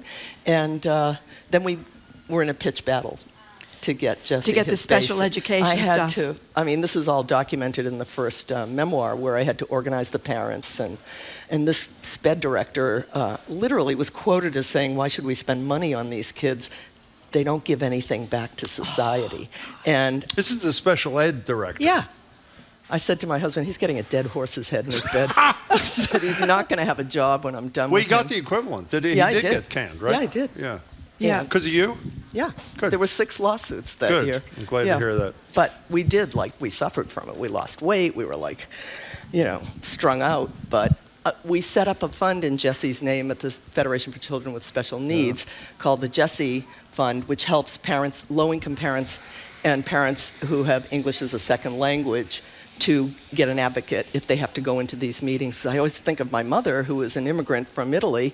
I think of her dealing with English, that she didn't totally understand or any of that. So Why Latin?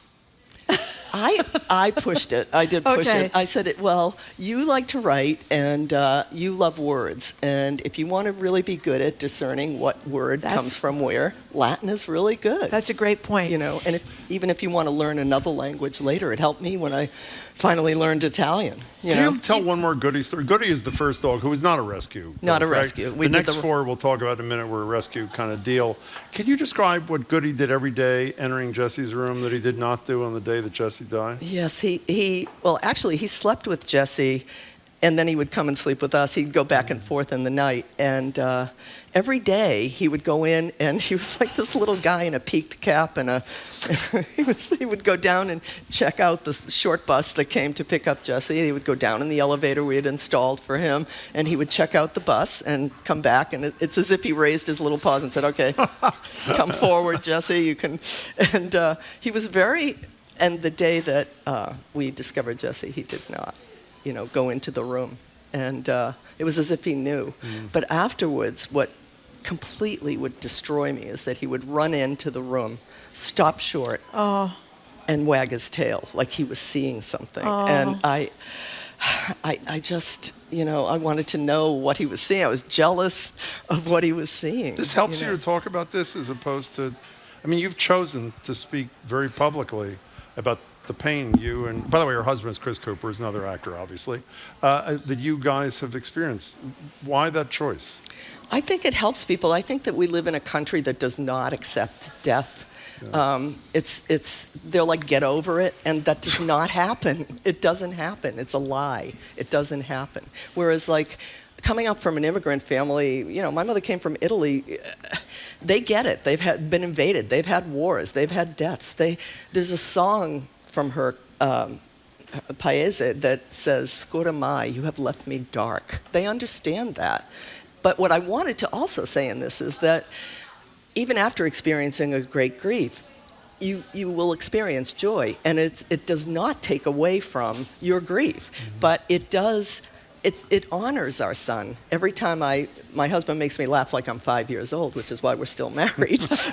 Well, one more thing, and correct me if I'm wrong, but I've got kids, and we always talk about unconditional love, and sometimes in the teen years it might be a little bit more conditional, or you're doing this, you're doing that. But your relationship with your son seemed very special and truly unconditional. It was really...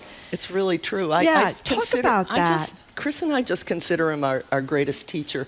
We're in a business that infantilizes you and makes you into a narcissist, and that could never happen. That could never happen with him there, because he was the person to show us that if you are not, you're not a movie star, you're dealing with people who won't see the worth of you because of your physical condition. So it was a lesson every day to be with him. And the patience you talked about, and the tolerance. Well, that I had to learn, because I'm not a patient person. Okay.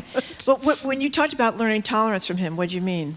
Well, everything was slower. Everything took more time. I mean, God, we traveled overseas with him. That First was class. Well, I mean, thank you, Union.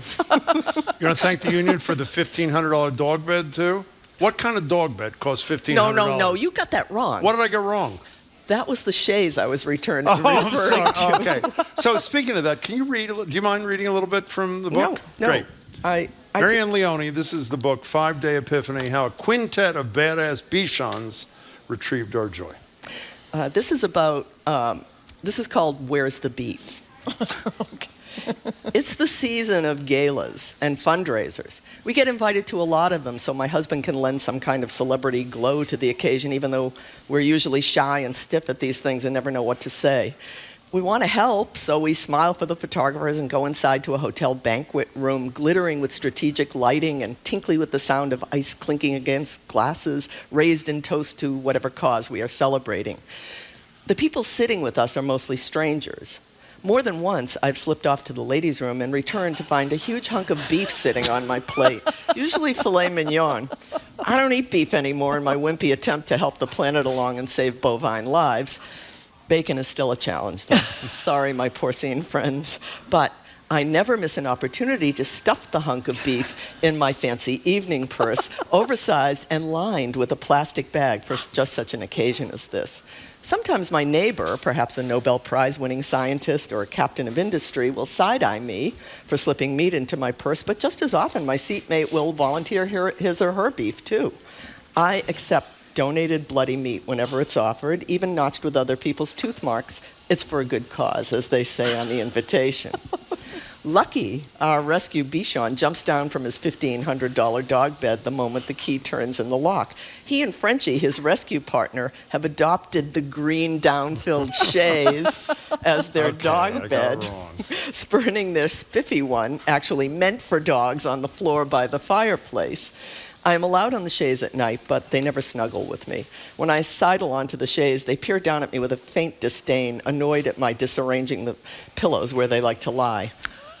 On high alert, Lucky stands at the top of the stairs and backs away as we climb them, never taking his eyes off me. Frenchie remains nestled into the downy green pillow, not even bothering to lift his head. I remove the bloody meat from my evening bag with a flourish and pass it under Lucky's nose, alarming him by coming too close. But his interest is definitely aroused. He trots over to his dish and waits while I slice the tender meat into pieces.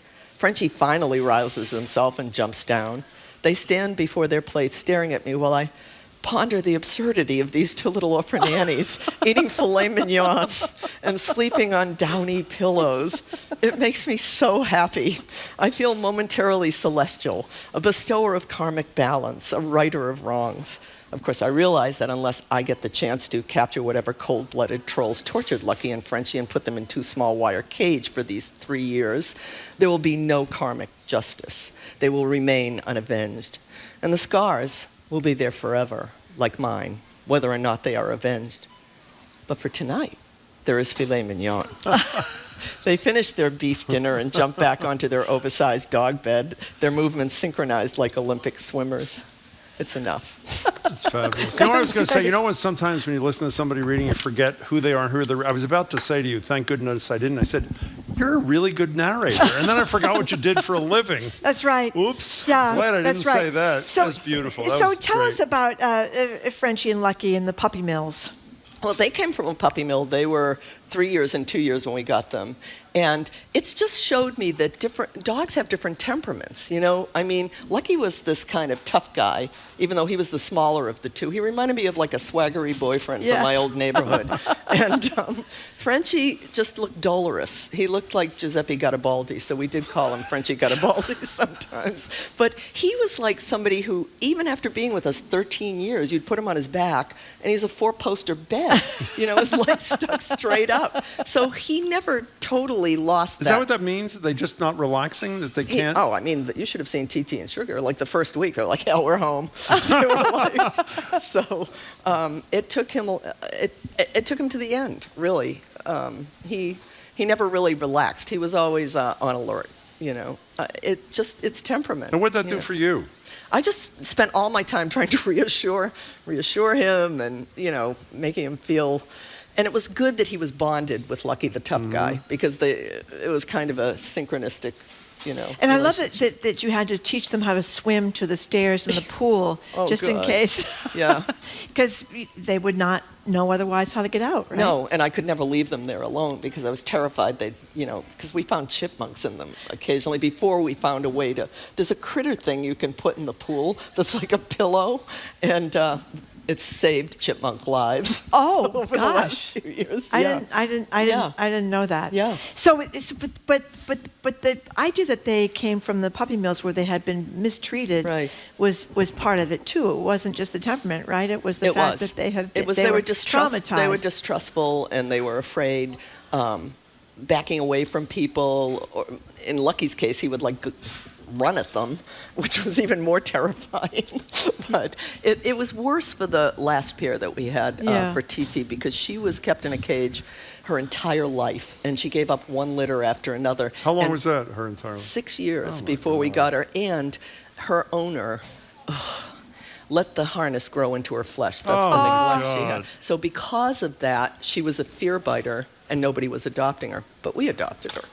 And then the first day she did draw blood from Chris. I don't want to insult you or Chris, but who came up with TT and Sugar as names? No, those were their names. Oh, that's your story and you're sticking to it? Are you kidding me? But we're not going to name them after exotic dancers.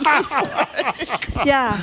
But you did. Well, somebody did, I guess. Somebody else did. Again, that's Marianne Leone. 5 Dog Epiphany is the latest in her wonderful set of memoirs. As long as you are reading Marianne Leone, could you read us the Inside Outside poem that your son wrote? It's on page 56 in the book. You got the book there.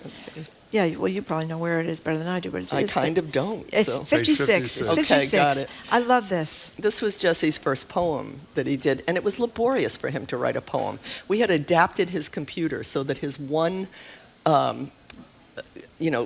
movement that he could depend upon was a raking grasp that you will see in 10-month-old babies. And so he would do it word by word. And what he wrote was inside, outside. On the inside, I walk. On the outside, I give. On the outside, I am mute. On the outside, I give. On the inside, I speak. On the inside, I walk. He wrote that when he was 10. Wow. When he was 10? Yeah.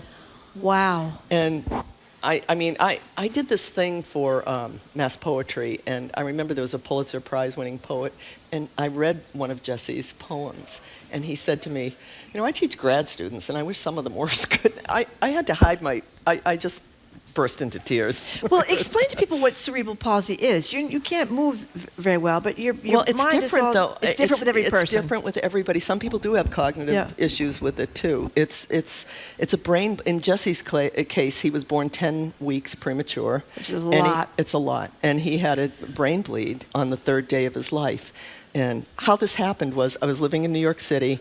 I was walking to deliver I was writing video copy for a living besides being an actor, and a guy jumped off the Hotel Warwick, and I walked through his brains, and I went into labor later that night. And I would tell myself, I called my husband, I was hyperventilating, and I thought, okay, just tell yourself, there are people who live through wars, blah, blah, blah, but I still went into labor from that. Wow. By the way, one thing I never asked you is, whenever we bring up The Sopranos, do you say, oh my God, no, are they going to keep talking about this forever? I think it's a really incredibly well written. Oh, I know. That's not in question. It is the greatest show. Yeah. But it's fine when we talk about it with you? Yeah, it's fine. Okay, so can we talk about... so I just wanted to get your okay before I brought it up. Yeah. Christopher's Wake. And tell us about the... they told me they had Christopher laid out in a coffin. This was after my son died. I had been worried about this. I said to Chris, I'm really worried that my television son will die. And Chris, your husband. Chris, my husband. And then I got the script that he had died, and they called upon me to just fall upon my knees, let out a primal scream. And it was a setup like a typical Italian-American funeral home with all the flowers and everything, like overpowering. And some of the people knew that I had lost my son, but not everybody. And I went forward to do the scene, and I woke up on the floor. I completely passed out. And is Edie Falco coming? Is that the moment when Edie Falco holds your hand? She was holding my hands before I went up there. Because she did know, right? She knew. Yeah. And when I woke up, one of Jim's crew, the mafia crew there, was an ex-cop, and he had his hand on my neck, and he was saying, "Are you on meds?" Jim, as in James Gandolfini, we're talking about. Is that who you mean, One Jim? of his crew, yeah. Oh, yeah, okay. Yeah. And then I, the doctor was there. I felt terrible. They had stopped everything. I was embarrassed. And I'm sitting there talking to the doctor. I'm like, I'm fine. And Jim, I think, knew that I felt really bad. So he walked by and he said, "Anything for attention." Oh, Jesus. But it made me laugh. So that's a pretty good imitation, I should say. But did it make for a good scene? I bet it made for a great scene. I remember the scene. Yeah. Actually. Hey, can we talk about special ed again for a moment? Yeah. I mean, you're two fairly privileged people. Yeah. And you had time and strength and brains and resources that a lot of people don't have. And I hate authority. So, so I assume you hear from people all the time who don't have those things, but do have somebody they love just like you love Jesse. What do you say to people who feel overwhelmed and you can't fight City Hall even though you did? Well, what I tell them is that that part of the memoir, because it's usually after they've read that, is almost like an instruction manual for how to do grassroots. What you do is you get a cadre of people that will be with you, and you use at the time. We're living through what you're living That's through. right. Yeah. And at the time, there were community newspapers, which there are no longer anymore, which is a real threat to democracy. We know that. But at the time, there was a community newspaper. We had them reporting. We were speaking up at every single meeting, and we put pressure on them, and it worked. It worked. But also, this is why we set up that fund in Jesse's name at the Federation for Children with Special Needs, because not everybody, as you say, is in our position. Well, you also talked about wanting to experiment with cannabis, marijuana, for the seizures, which, from what I've read, in many cases can work.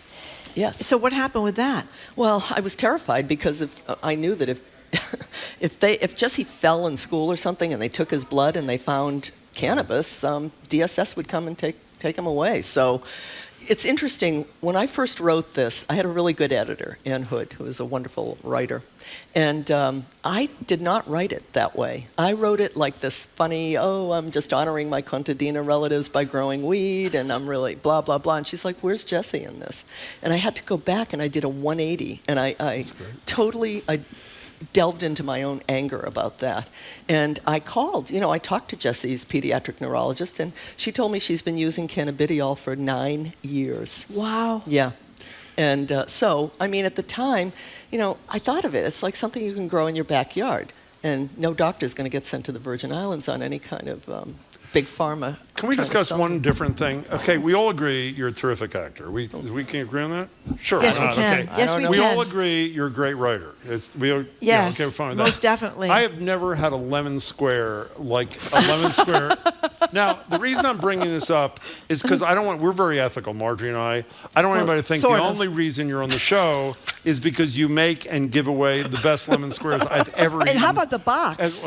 Let's worry about the lemon squares for a moment. It says Joy to the World on it, and there are about 100 of them in there. What is the key? By the way, I love lemon squares. They're the best by a factor of a zillion. Because they're really bad for you. They're like... But what distinguishes your lemon square from the typical lemon square, Marianne Leone? Because there's so much...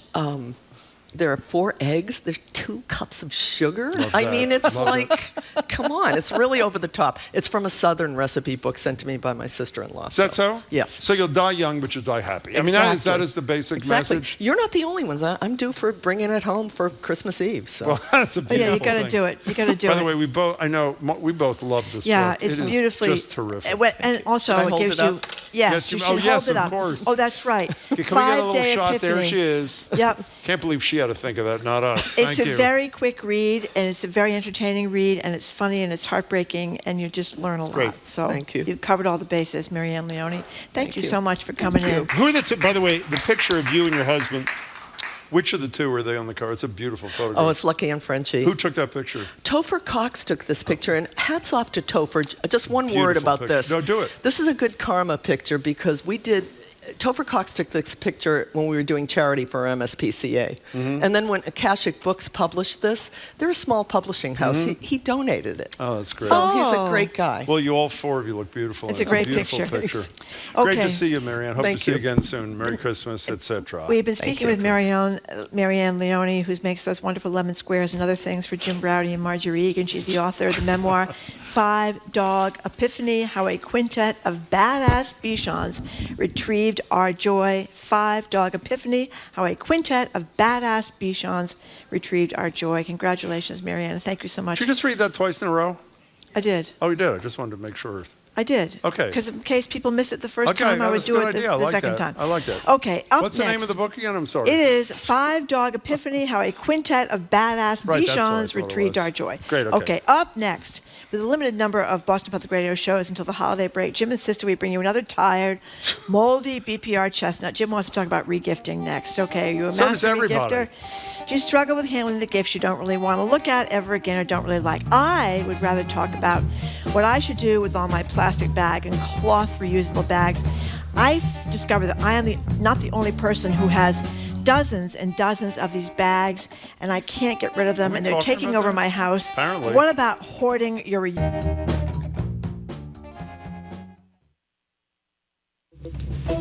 I'm Arun Roth. Coming up on GBH's All Things Considered, activists are pushing Beacon Hill lawmakers to come back into formal session to prepare the state for the second Trump presidency. And we'll look at MIT's work on ingestible weight loss solutions, a tiny balloon or a vibrating capsule you swallow to fool your brain into thinking you're full. Those stories and all the day's news starting at 4 on GBH 89.7. Our programs are made possible thanks to you. And Revision Energy. Sunbug Solar is now part of Revision Energy, a solar installer committed to being a renewable energy partner for New England and working to fight climate change. Learn more at sunbugsolar.com.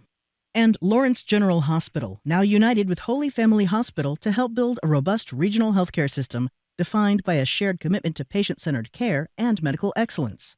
More at lawrencegeneral.org.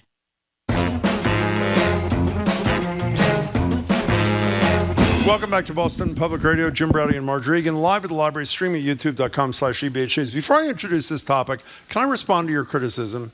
Thank you, I will. Certainly, Jim. Marjorie was critical a minute ago. She always is when we're doing what she calls a moldy old chestnut. That's right, because we've done them like And 9,000 here's times. here's what I said to Marjorie this morning. I always say to Marjorie. Yep. Sports radio is pretty popular in this town.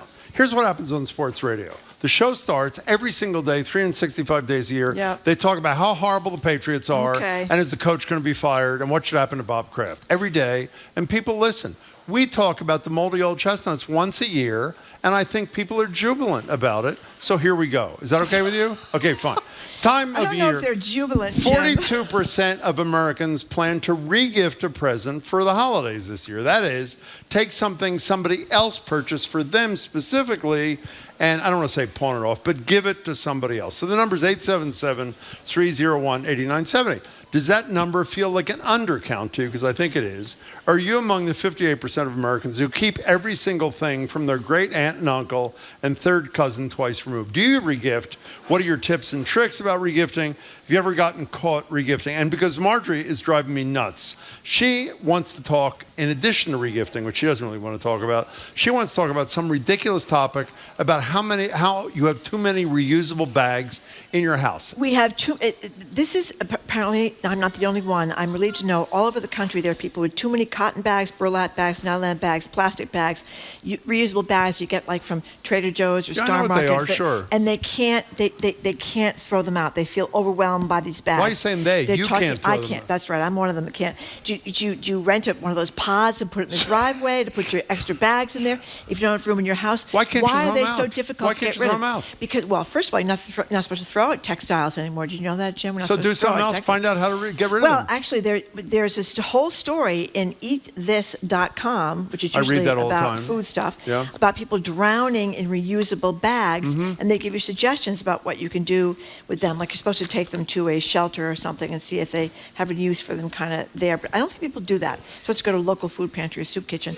I think that people are drowning and overwhelmed by their bags, and they don't quite know what to do with them. Okay, so here's the deal. 877-301 8970 is the number if you too feel like you're drowning in reusable grocery bags. Okay, so here we decided in the spirit of the season to do something that would make each of us happy. Yep. If you want to talk about regifting, and yes, I am going to force Marjorie to retell her story in a second, if you want to talk about Marjorie's inability, and she thinks thousands like her, I do, to get rid of reusable bags. They're like hoarders. Feel free to call us all at 877-301-8970. Here's what this brilliant story says. We live in a world filled with disposable items that we cannot bear to dispose of, and our collections can tip over into clutter and hoarding, and you get stressed out by all these bags that are everywhere in your home. Can I got news for you? I'm not stressed out by them at all. You know what I do when I have too many of them? I throw them out. I get rid of them. I call the DPW and say, I don't do this, but I could. I call the DPW and I say, excuse me, Ms. DPW, how would I dispose of reusable bags? Because I have 5 and I don't need 3 of them. And you know what Ms. DPW says? What? She tells me how to dispose of them, which I then do forthwith, and then I don't have too many. Oh, really? How do you bags. dispose of your cloth bags? Oh, how do I Jim? dispose of them? Properly is how I dispose of them. 877-301-8970. By the way, Azita, who I believe is our friend Azita, is brilliant, says Marjorie needs to regift her reusable bags to Jim. I'll bring them in tomorrow. I'll bring them in tomorrow, bring Jim. them in. I won't be here. Now, Dan from Dorchester, this is brilliant. Marjorie is just upset because she has the greatest of all time regifting story, giving it to the same person back. My God, that's amazing. Now, let's get this over with. I will tell the story. Here's the story. Yep. And it's only told once a year. So it's been 25 years we've told this on the radio. Yep. And you're going to tell it next year, too. So get over it. Go ahead. The story is one of my closest friends, Janice, came over to my house on Christmas Eve, and she presented me with this beautiful wrapped gift, reusable scented soap. Not reusable, what am I saying? Scented soap. Just scented soap. It was in a bag, beautifully wrapped. Yeah. And the next day I was going over to her house, and it was Christmas Day. Of course, everything is closed, and I'd forgotten to get her a present. That's horrible. And I had forgotten that she gave me that present. So I wrapped up the scented soap and gave it to her within 12 hours. And what did she say when she opened it? She opens it up, and she says, "My, this scented soap looks strangely familiar. That's great. Where have I seen it before?" And then, of course, I realized that that's what she gave me like 12 hours earlier. It was very bad, very bad. Now, if you're as creative as Paula from Hingham, who writes, Jim and Marjorie, reusable bags make great wrapping containers to regift presents with. That's of course they do. You cut them up, you wrap the regifted items, and you give them back to whoever gave them to you. 877-301-8970. Diane, you're first from Manchester, New Hampshire. Welcome to the show. Hi. Thank you. I love listening to you. And I just want to say that I donate a lot of clothing in the receptacle dumpsters, and it says bagged is better. So to me, that's a win-win. Oh, wait a minute. I was waiting to come on here and... Sorry? So you put your bags in the clothing things? With clothes in them. It's a twofer. I put the clothing in those bags and tie them up and put them in. You're fabulous. Okay. The other thing is, and I am I have way too many bags, except they're not usually in the car when I need them. Exactly. But the other thing I think about is perhaps when I see people coming out of local grocery stores and local big box stores with 20 plastic bags, including 2 around the milk container and 2 around the plastic detergent container, because they say yes to bags.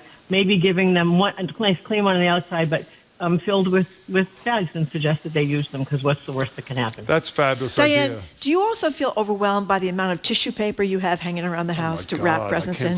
I'm overwhelmed by tissue paper, too. I'm not overwhelmed. You're not overwhelmed. I reuse that. She's not overwhelmed by anything.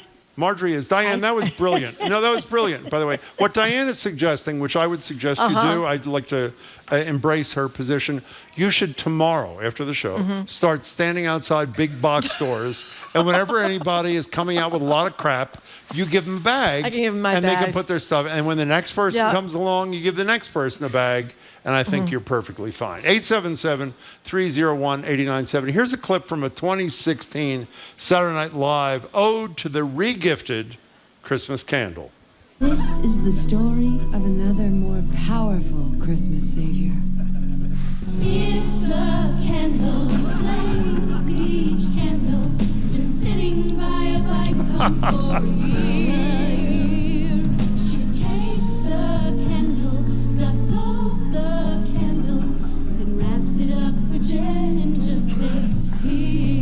That's pretty good. And by the way, you're Ms. in climate change and environment, and obviously regifting is the part, not the solution, is a partial solution Very to too much environmentally crap friendly. in the world. Exactly. Yeah, and using your bags over and over and over again is what you're supposed to do. I think you have to use the reusable bags about 100 times, though, before you get up to environmental correctness. How many do you Jim. think you have? I mean, don't exaggerate the number. How many would you say you have? 50.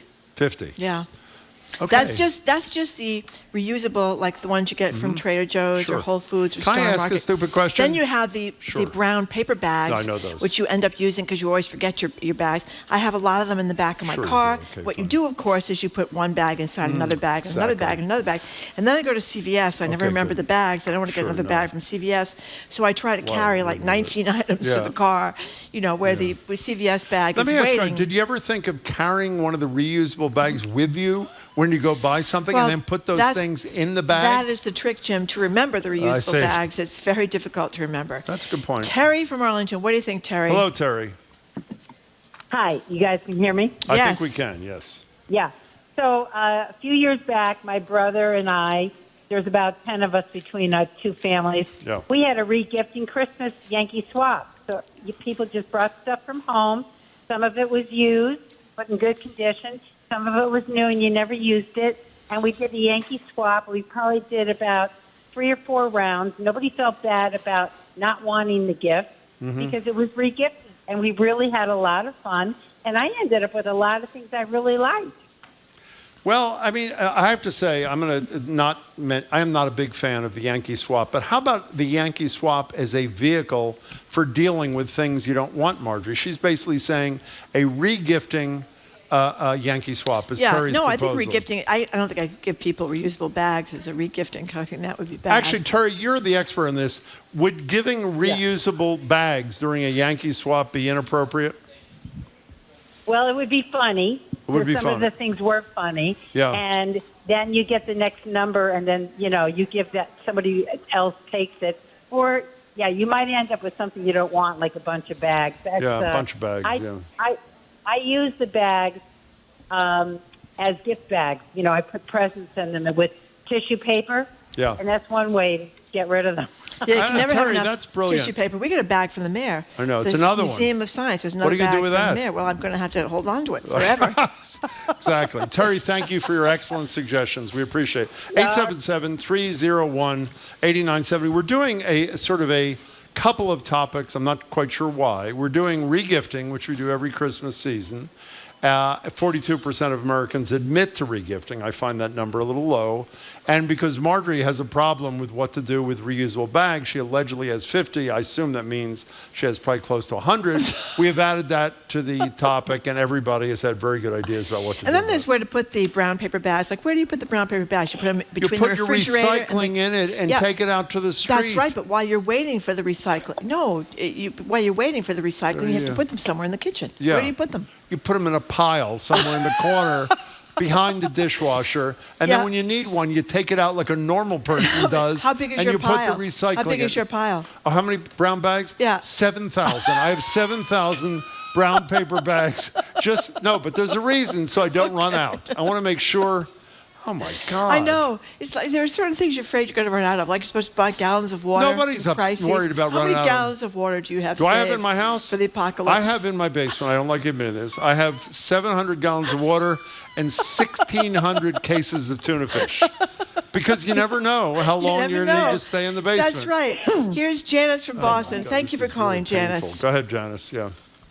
Hello, yes. We have the problem with the bags. And I have to... I repurpose them, so make things to go under the Christmas tree, then put a towel on that catches the water, put the skirt over. But mainly, I use the, buy nothing group. Oh, yeah, explain that. Explain that. We talked about that before. Go ahead. Okay, so they're on Facebook. You buy nothing Back Bay, buy nothing Boston. When there's stuff you don't want, but it's perfectly usable, you put it on there and see if anybody wants it. And then when somebody says they do want it, you take it and you put it in one of those reusable bags. You give it to them in that. And now both that product and the reusable bag are their problem. And you don't need to worry about it anymore. Janice, let me ask you, you sound like an intelligent adult. Do you have adult friends, correct? I have adult friends. Okay, good. You do. Why? Well, my question is, do any of those adult friends call you and say, hey, Janice, I'm in a crisis because I have too many reusable bags and don't know what to do with them? Do you know anybody who voices that kind of concern? I think it's just a shame issue. We don't share that. That's something we carry around deep in our That's right. No, that's right. To deal with on our own. Well, that is I'm actually trying to very deal with deep. it on my own. Janice, thank you for the call. Janice. Here's Pat and Dedham says, Take care. Thank these you. moldy chestnut segments are the equivalent of regifting or hoarding plastic bags. How do you Okay. like that? And then Paul in Fort Lauderdale says, I agree about the moldy chestnuts being fun and expected to those who hate it. You can use your reusable bags to waterboard yourself if you funny? think that is better. 877-301-8970. Let's go to Kimberly in North Andover. Hi, Kimberly. Welcome. Yikes. Hi, how are you guys? I think Fine, we're good. thank you. What's up? So instead of Christmas wrapping paper, years ago my mom sewed many, many festive holiday bags. So we've been using those for years instead of wrapping paper. Brilliant. Brilliant. Well, You cut them open and you sew them together like I've done and Kimberly's family has done for Wait a years, minute, and you wait a wrap minute. gifts in that. Are Yes. you talking about like the gift bags like you can buy at CVS No, or Walgreens? any of your reusable bags, she means, right, Kimberly? They won't make very pretty gift Yes, bags. Yeah, she actually went out and bought festive fabric and sewed a bunch of bags. Yeah, I don't know if I'll be doing that anytime soon, Kimberly. That's pretty impressive. That is That's really pretty- impressive. That is pretty impressive. Most of us are doing it. Yeah, go ahead. It's eliminated decades of wrapping paper. Well, it does. That's true. And you can also, lots of people bring you bottles of wine in the festive bags. Festive bags, But yeah. you have to remember to take off the gift card. Oh, right? that's, by the way, I'm so You good. should Hey, remember to Kimberly, do thanks that. for the call. It's very embarrassing if you forget, the gift card is still on the package when Right. you Well, give for it to another example, person. when Janice, your friend, gave you the scented soap. Right. And it said, Marjorie loved Janice. Right. When you re-gift the scented soap, it's probably best you take the card off. That's right. I mean, it's probably best you don't give it back to the person That's who gave right. it to you. That's but right. if you are, Mhm. well, even if you're not, like Yeah. let's say you gave it to Jamie, which would have been more appropriate.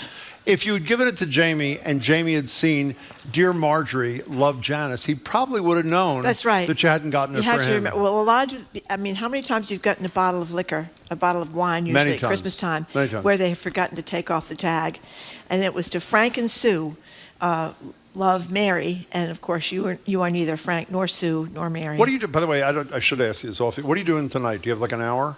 I am re-sewing some reusable bags to wrap the liquor we're giving to people, you and I, for Christmas. So if you can come over to my house like 7:15, Yeah. maybe for an hour, we can do Yeah. some sewing. You're big on buying those bags. You do that every year. It's very impressive, Jim. I do. Martin from Rhode Island in the Hello, United Martin. States. Hi, You know Martin. it's in the Hello. Hello, Martin. Hello. I enjoy your program. This is the first time I've had something meaningful to contribute. Well, We'll decide that. Go ahead. So I raise grass-fed beef down in Rhode Island. Whoa. We are at the farmers market every Saturday. Wow. And a farmers market is a place where there is a great need for bags. And there's always a director of that farmers market who I imagine would be happy to make a bag depot available for those who are bagless at the farmers market. Well, first of all, what's the name of your grass-fed beef company so we can help that out, Martin? Appreciate it. We are Slate Hill Cattle Company in Rhode Island. Slate Hill Cattle Company. Yeah, and we're in Portsmouth, and we raise wonderful beef, and often people need a bag. So you would suggest, and I would concur, Marjorie should get in her car after the show, drive down to Rhode Island. There's one right here, farmers market right out here on Tuesdays and Fridays. Oh, you isn't could give there? it to them? I could run out there with all my bags. Martin, that was Any good. Yeah, any farmers market would be a happy recipient of your gift. How is the grass-fed beef business these days, Martin? It is booming. It is booming because you are probably aware there was a large recall of commodity beef from Yes. a large processor a couple weeks ago. So the sense of trust and knowing your local farmer and reestablishing a what we call food autonomy, regional autonomy of our food system is one of the things we can reclaim. You're great. We're really glad you called. Call us Martin, again thank soon, you Martin. very Thank much. you. So you're going to take your bags out to the... I should take my bags out and see I if they didn't want ask you them. if you should. Are you planning on doing that? I'm planning on doing that. What day are you doing Not it? today because it's What day raining. do you think? Friday. Friday you'll bring 'em. I'll be here with all my bags. Somebody thinks I need an intervention because I have too many bags. But listen to this. Mm-hmm. This is Jack. At the risk of horrifying the audience, I burn my bags in the fireplace. That is horrifying. Isn't Horrifying. that bad for the environment He's or something? probably poisoning his family. Well, also, some of those reusable bags have plastic in them. That's so you right. can kill the whole family or something. Which obviously is not anybody's intent. By the way, No. I just want to be clear. I don't want to complain. Mhm. You've totally ruined this regifting segment for me. Nobody cares about regifting this year because of your topic about reusable bags because they feel bad for you. I hope it would turn out that way, Jim. Let's go to Casey and Quincy. What's your deal, Casey? Hi. Hi. Well, every year we would normally have a Yankee swap with a bunch of friends. Yeah. And after we got finished one year, Yeah. one of the friends was a teacher. Yeah. And she said she had a special gift for all of us. So the next thing you know, she's passing out all these gifts, and we open them, and they're all the mugs and candles and all the teacher gifts that she had received over the years. Wow. She was regifting them to us. How'd you That's feel pretty about good. that, Casey? I thought it was funny, and I learned a lesson not to give a teacher a crappy gift next year. That's a good one. Hey, Casey, thanks for the story. Yeah, We it is time appreciate to it. give teachers Have a great gifts day. to Thank make you. sure. We're doing that show before Yeah, we're Christmas, doing that too. show. They limit them you're not supposed to give worth something more than 50. Is it $50 or $20? But the reason I Marjorie forget. doesn't like doing this is her kids went to the Brookline Public Schools, Right. and Marjorie has experiences that if you don't give the teacher a gift to Aruba, your kid fails. So, Well, that's in Brookline. That's not everywhere. I didn't say it was everywhere. Yeah, it's if you just give them like a banana bread, may not go well for your children. Did you make? Do you give? What do you give? Well, we'll do that another day. Yeah, I used to give them bread actually. You did? Yes, I did. Wow, that's a great. They present. loved it. They really sure they did. What are they going to say? Take it. I used to write them notes. I thought that might be more meaningful. You do write. You write very nice I personal wrote them notes. notes. Brian from Newton, what do you think? Hello, Brian from Newton. Hey, well, my house is awash in plastic bags. Yeah. Yeah, it's terrible, isn't it? What You're are you doing about awash. it? Terrible. Yeah, well, what are you doing about The good news is most of those bags are actually recyclable. So even That's the Trader good. Joe's bags that are like the big square ones, they're supposed to be recyclable. But Oh. you fold it up, you put it in your car, and then they get all over the car, makes a huge mess. We ended up buying other little reusable bags, but they fold up into little tiny pockets. So I have a little box of them in the car, so they don't roll around, they don't go everywhere, and we reuse them. But we still have like a garbage bag of these stupid reusable bags, and my girlfriend won't get rid of them. And yeah, they're overwhelming. It's So wait a hard. second. It's hard to get rid of them, though, isn't it, He Brian? said That's most of my them are problem. recyclable. He's He with does. me. It's hard to get rid of them. Why is it so Regifting. hard? We do the buy nothing thing. So often things end up in those bags, as the other caller said, and we put them on the porch, and someone takes away both things, and there's one less of each in our future. But yeah, it's a problem. What do you do about the aunt or other family member who insists on giving you the worst possible gift, and you want to regift it, but a couple years ago, we got a sweater, and she said, "Oh, I picked it out just for you." And then her sister got the same sweater. Yeah. Yeah. The answer to your question is get rid of it as fast as you can, Brian. That's all I can tell you. Brian, thank you very much for a very thoughtful call. I appreciate it. I think you've gotten a lot of help from your I think I have. topic. What you do is you pile all that crap in your house up in a pile, and then when you die, your kids will throw it all in the trash, probably in a large dumpster. No, can I speak Says to that, Dave by the way? from Concord. That is wrong. That is wrong? One of the things I have learned from doing a lot of reading about this, your obligation to your children, if you have nothing left, to get rid of the is bags? get rid of all your crap before you die so Yeah. that they don't have to be in angst about getting rid of the possession of their beloved Yeah. mother or father or whatever. I got a lot to get rid of, Jim. My name Oops. is Jim. Forgot briefly I know. who you were. That should be another show, by the way. We've only worked together 25 years. Okay. Actually, is Jared around? Or Jared is here. Hey, Jared is here. Hi, Jared. Jared, are you a regifting kind of guy, or what's your MO there? What's your deal? That's Brad to you. I think that's what Marjorie called me the last time. Sorry. There are a couple of different names. No, not really regifting. Yeah. I did text Janice. We have this mutual friend, Janice. She of the soap, the scented soap. But The she scented soap. Apparently, she's still so upset about it. She didn't even get back to me either. That's right. That was so embarrassing. But you know the way Jan is, she said, wow, something familiar. She loved it. About these soaps. Where have I seen them before? Okay, It so was you don't regift. Do humiliating. you have a lot of reusable bags in your house? Obviously, the answer is no, Well, correct? no, because I have a trick for that. So What is it? every time I go, I feel like every time I go to somebody's house, I'm bringing something, whether it's food or Sure, wine or yeah, whatever. yeah. So you just bring it in one of those bags, and then you conveniently forget to take it home. I think that is perfect. Yeah. You can't bring wine in this bag. This is a big Oh, yes, bag. of course you can. You And lie absolutely it down. can. Of course you can. Okay. And you wrap it all up. I've done it. All right, you wrap it all up. I've Okay. got bags everywhere. I don't see Jared as the kind of guy who'd have 50 or 75 bags around his house. No. You're Definitely more not. organized than that. I am. There's Okay. another word for that, but we won't use that right now. Oh, yeah? what's the okay. word? What's the Brad word? would like to know what that word is. Yeah, I would It's too. anal. I mean, that is Anal, what it is. is that what it is? Everybody okay, knows that. I don't think that's true.